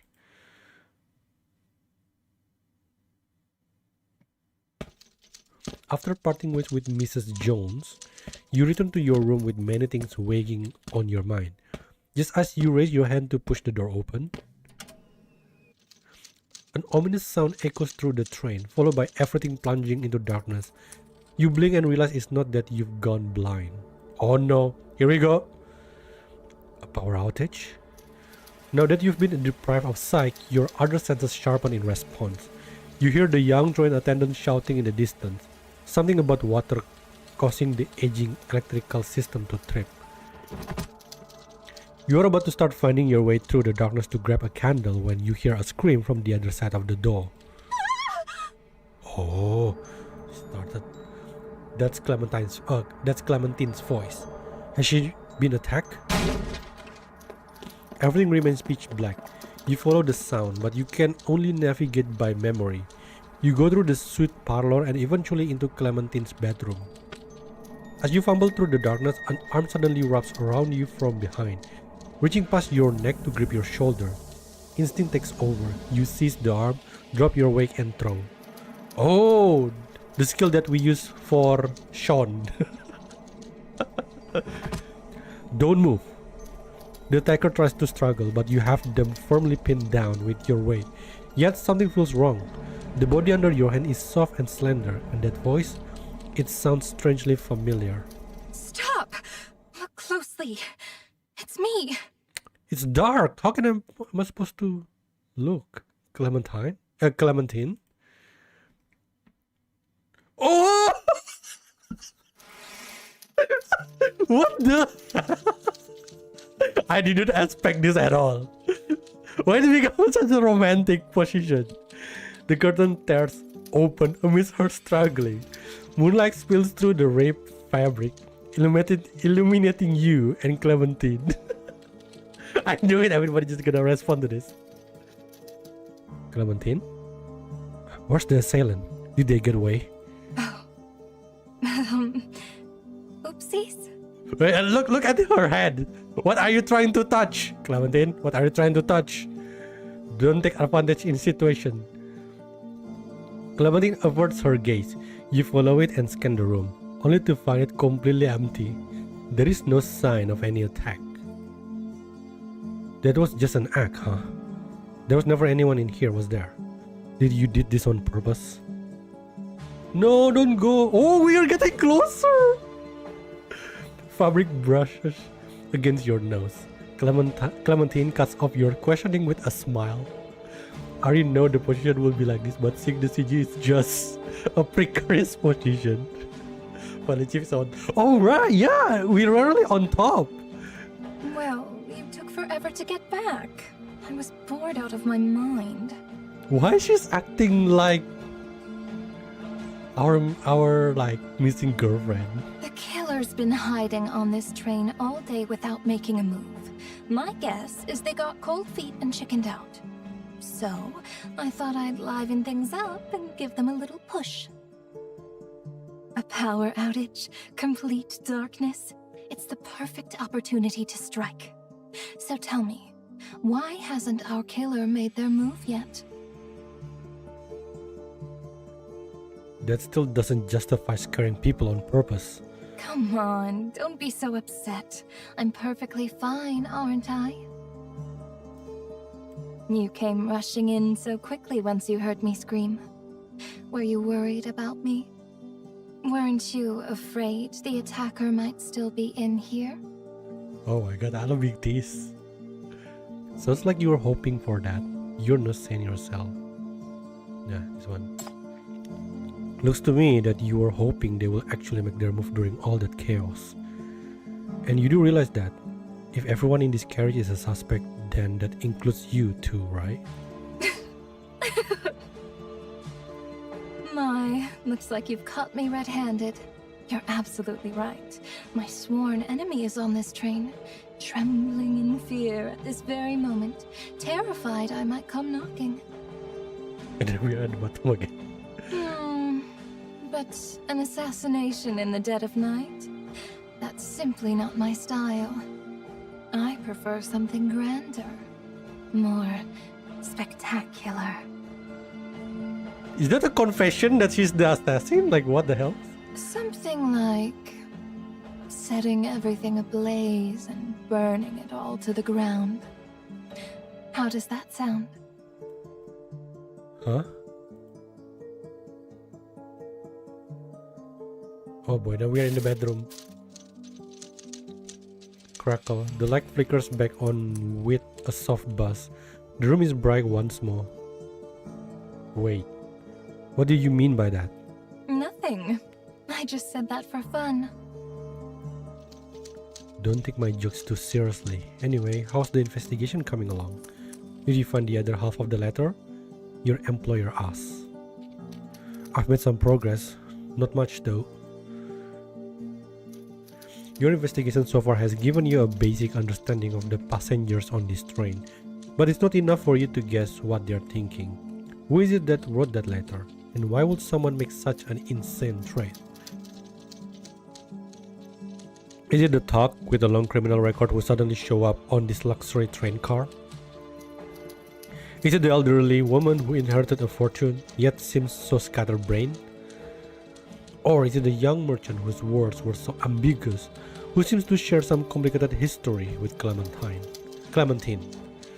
Or perhaps it's late. The dining car has already closed and the other passengers have likely locked their doors for the night. Any further investigation will have to wait until tomorrow. Perfect. We've been at this for hours. My shoulders are killing me. Clementine stretches, then hands you the letter, and she prepares to retreat to her room for the night. Before opening the door, she turns back and flashes you a smile.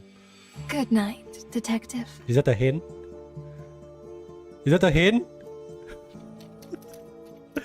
You too tell her good night in return. See you tomorrow.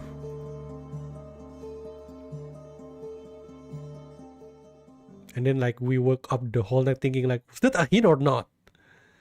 You look up from the book and take a deep breath. Not much time has passed in reality. The tea beside you is still warm. So, still tangled up with the me in the story? I suppose so. Do you really need to ask? You raise your hand to rub your eyes, but you don't continue reading. I give up. Let's just end this tedious charade already. No internet, no mania, only rudimentary electricity. On top of a train that's moving fast. It's certainly a compelling setting for a crime story. You've definitely crafted a fascinating world different from this city, but what I'm looking for isn't some fiction, and certainly not the detective and Clementine playing some mystery-solving game. Who's on the move in the real world? Perhaps the information you seek is hidden in the first letter of each line? String them together, and you might just uncover some grand conspiracy. First letter of each line? Seriously? You don't buy it. Clementine stands up with a smile and places the book before you once more. Look, I know the plot's been too uneventful for your taste so far. I mean, the killing haven't happened yet. She turns another page for you. But I promise, the good part is just around the corner.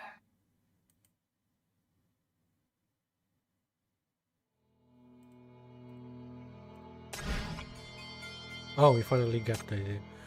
A passenger from first class compartment 103 on the Praiva. She appears to be an elderly woman with a kind demeanor, seemingly suffering from dementia and often unable to remember things clearly. A passenger from first class compartment 101 on the Praiva.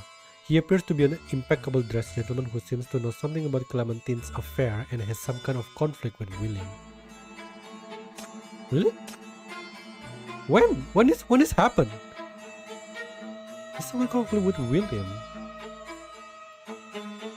Is it the part where William's shouting with someone? But I don't think it was with him. It was not even revealed. Did they accidentally reveal something? A passenger from first class compartment 102 on the Praiva. He has a menacing appearance and hostile attitude. Looks to be an extremely dangerous individual. Oh no. Well, I think they build it like pretty slow. Where am I supposed to go? What time is it? It's still 10. That looked like a safe point.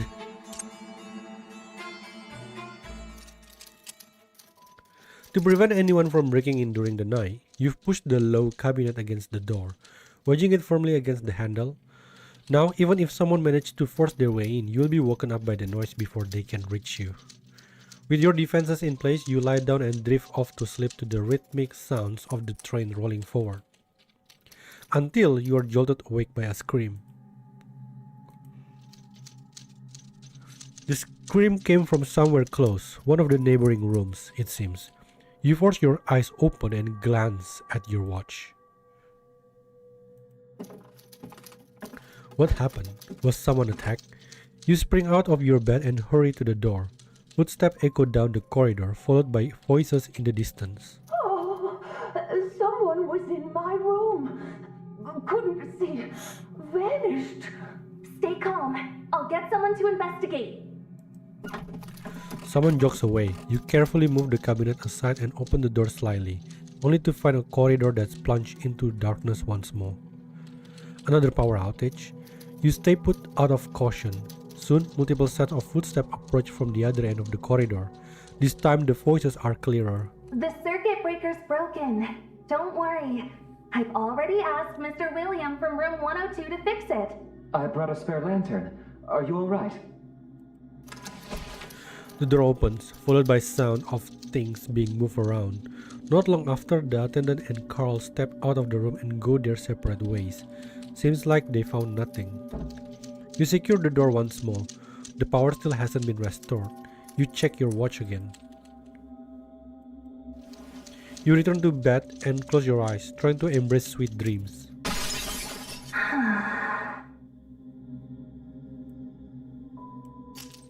This time the sound is much closer. You can tell it's coming from Clementine's compartment. Clementine's? No response. I heard something break. Do you need any help? You knock on the compartment's door. Soon a muffled female voice comes from within. I'm fine. I can clean it up myself. Upon hearing a response, you lie back down, now reassured. You drowsily glance at your watch before drifting off. You close your eyes and the dream world welcomes you once more. You finally hear sounds from the corridor. The attendant has returned and Carl is speaking with her. It seems like he is asking for a fresh towel. The power seems to be back on. Then heavy footsteps pass by. The attendant is thanking William for fixing the circuit breaker. The sounds outside grow increasingly muffled, gradually blending into an indistinct hum. The land of dreams beckons there. There you will find no murder mystery or culprit. Chief just tried to sleep. Only the warmest, most peaceful darkness awaits. Finally, with no further disturbances, you fall into a deep slumber.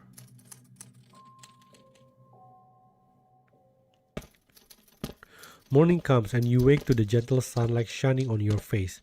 It's still fairly early. You get up and freshen up, noticing that Clementine's door remains closed. She's probably still asleep. Before Clementine wakes, perhaps you can begin going over the suspicious point from yesterday's investigation.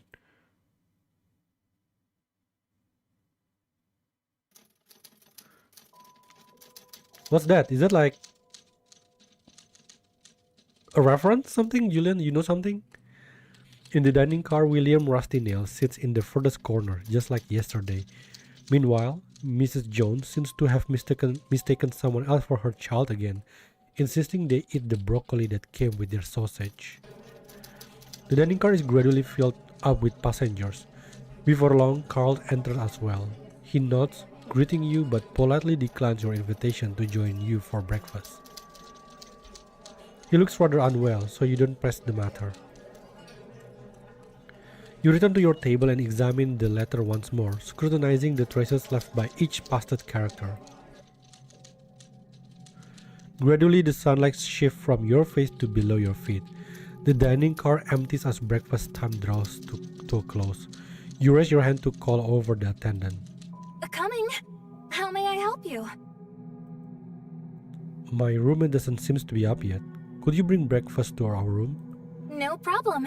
Miss Clementine in room 104, correct? I'll be right there. Oh, don't tell me Clementine is... After the attendant leaves with the tray, you wait for a long time, until...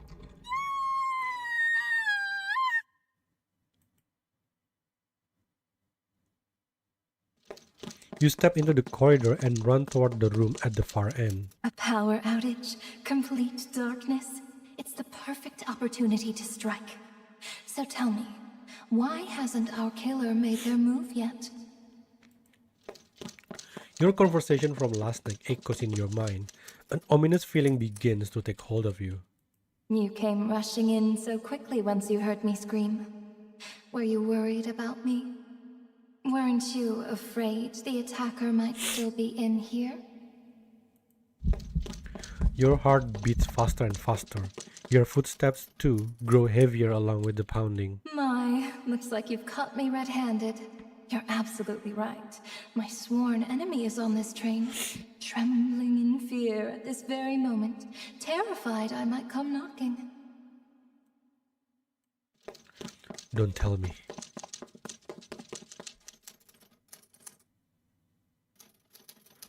You burst into room 104. The room is shrouded in darkness. The curtains are completely closed, allowing a sliver of pale light to cut through, casting a narrow shadow that falls between the bed and the floor. The partition door stands open. Clementine lies on the bed, body curled up slightly, head tilted to one side. Her expression is serene, as if she will finally drifted into sleep after a long, sleepless night.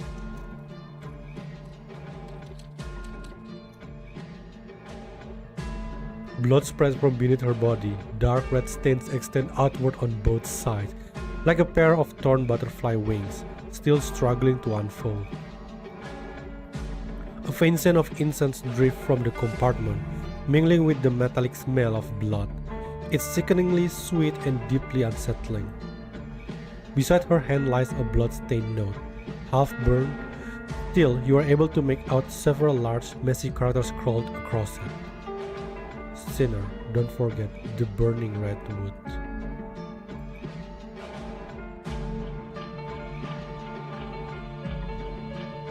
The burning redwood? You find an illustration right next to the last line of text, tucked between the manuscript's pages. Your gaze is drawn to the image, splattered blood, a dead woman, and placed beside the woman's hand is something that should not exist in this fictional world. This is comms device. Wasn't this supposed to be a retro setting without any communication devices? Before you can voice the question, your own terminal rings. Notification sounds ring out in succession. It's Nightingale. The messages roll down, finally stopping on a link. It's breaking news! The first half of Private just dropped on the official site. I kept trying speculating who will die, but I never could have guessed that the victim will be Clementine herself? And what does the burning redwood even mean? Can any knowers please explain? I'm dying to know. Wait, the author Clementine died? No, the real one is fine. It's a character with the same name in her new book who died. This new book is serialized.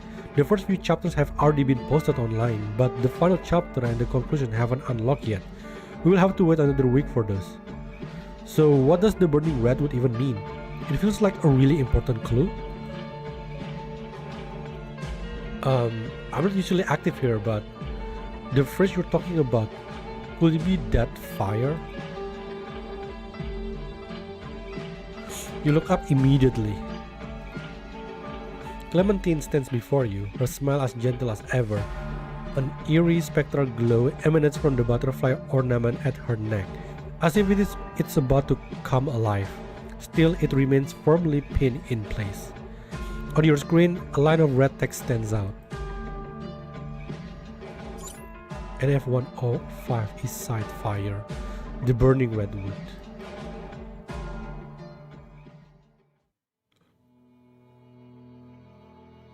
Oh! So Clementine is the one who's died. What kind of mystery here? Is it our? It's kind of remind me of story of, I don't know, maybe some orphanage being burned in a sense. Like, I don't know why it's similar, like one of movie that I ever watched, but I couldn't kind of like point out what is it. Okay, the victim Clementine was found dead in her room on the morning of March 18. The suspicious points regarding the crime scene are as follow. The door to the crime scene was locked from the inside, and the crime took place on a train traveling at 100 km per hour. It will be nearly impossible for the culprit to escape by jumping out the window. This presents a classic lockroom mystery. How did the culprit enter the room and kill Clementine?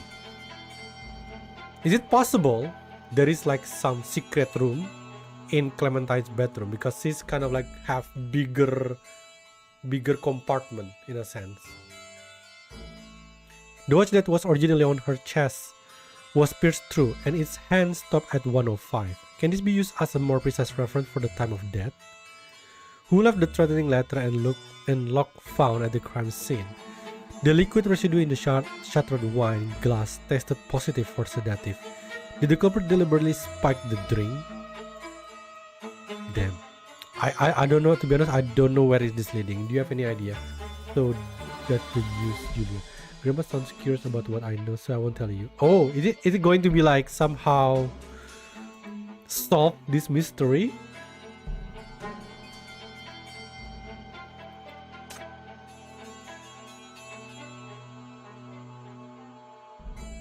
Like, it seems like you already know something with the 057 and 103. Alright, my news. I got accepted into college. Oh, congratulations! Which college?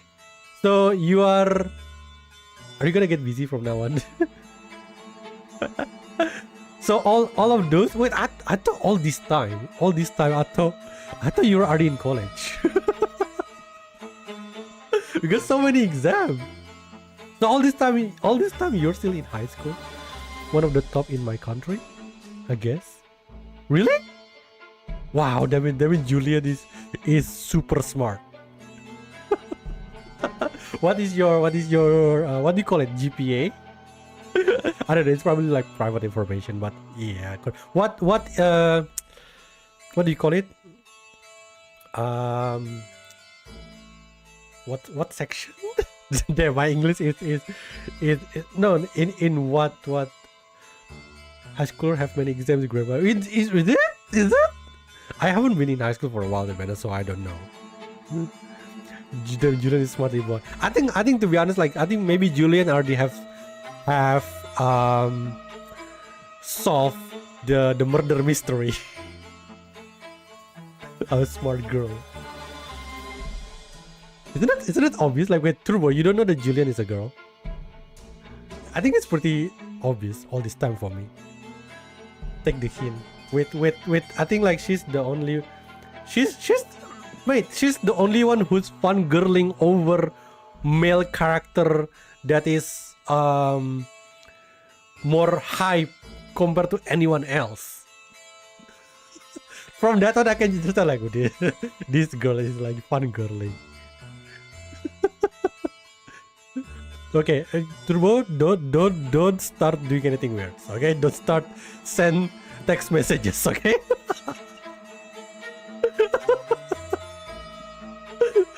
Well, I think Turbo just believe that there is no girl in the internet.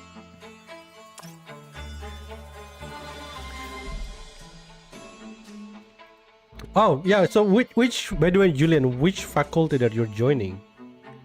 Is it like murder mystery and detective? One of the top engineering?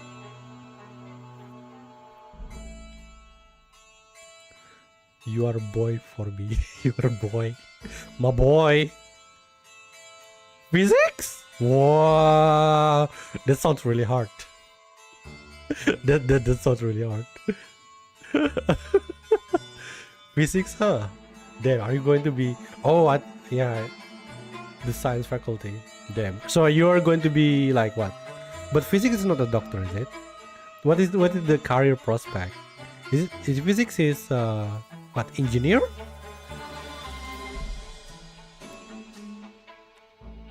Boy enough.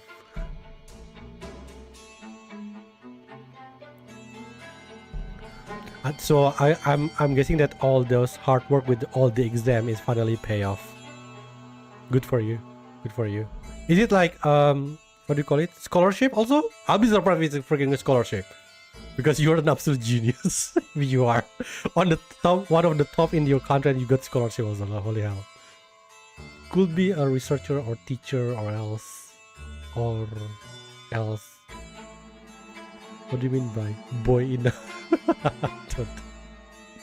I mean, I'm not surprised with like the level of literacy that you have with reading novel and so yeah, it's I can tell the level of intelligence that you have. No, I don't get scholarship. I think you deserve one. So is it gonna be like a 3-year or 4-year program? But the selection is hard. I know these days. Yeah, and you are go through by the exam, right? Is it like the only university that you apply? Is like your first choice that you get, or you have like a backup plan? 4-year, huh? Yeah.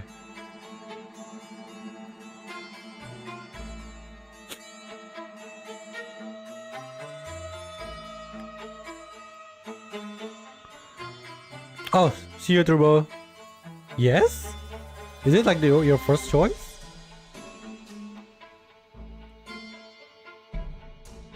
The first unit of my choice. Oh, wow. That is crazy good, to be honest. When I was young, that sounds like a boomer. I'm just telling you, when I was young, I don't even get to the university that I want. So, yeah, very, very impressive by the way, Julian. Very nice. It's a good news. Now you're gonna enjoy the university life. Getting more and more to adulthood, you know what I mean? Case note. Forensic pathologist.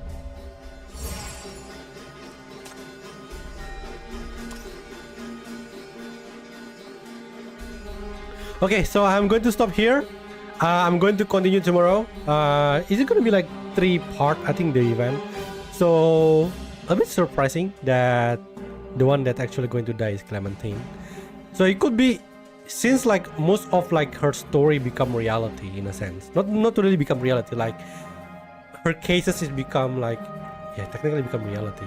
But so does it mean that the Clementine in real life also in danger in a sense? So yeah, it could be like Clementine like asking for Chief help to unveil with this 105. Wait, isn't that NF 105 is around the, no, I think it's 1 year before the Black Ring. So I was just trying to guessing, but well, you know what? I don't think like I have enough clue to try to guess what's going on. So let's just continue tomorrow and see, maybe there's gonna be like more clue that's going to be revealed. Thank you all for coming, and I will see you on the next stream. Bye bye.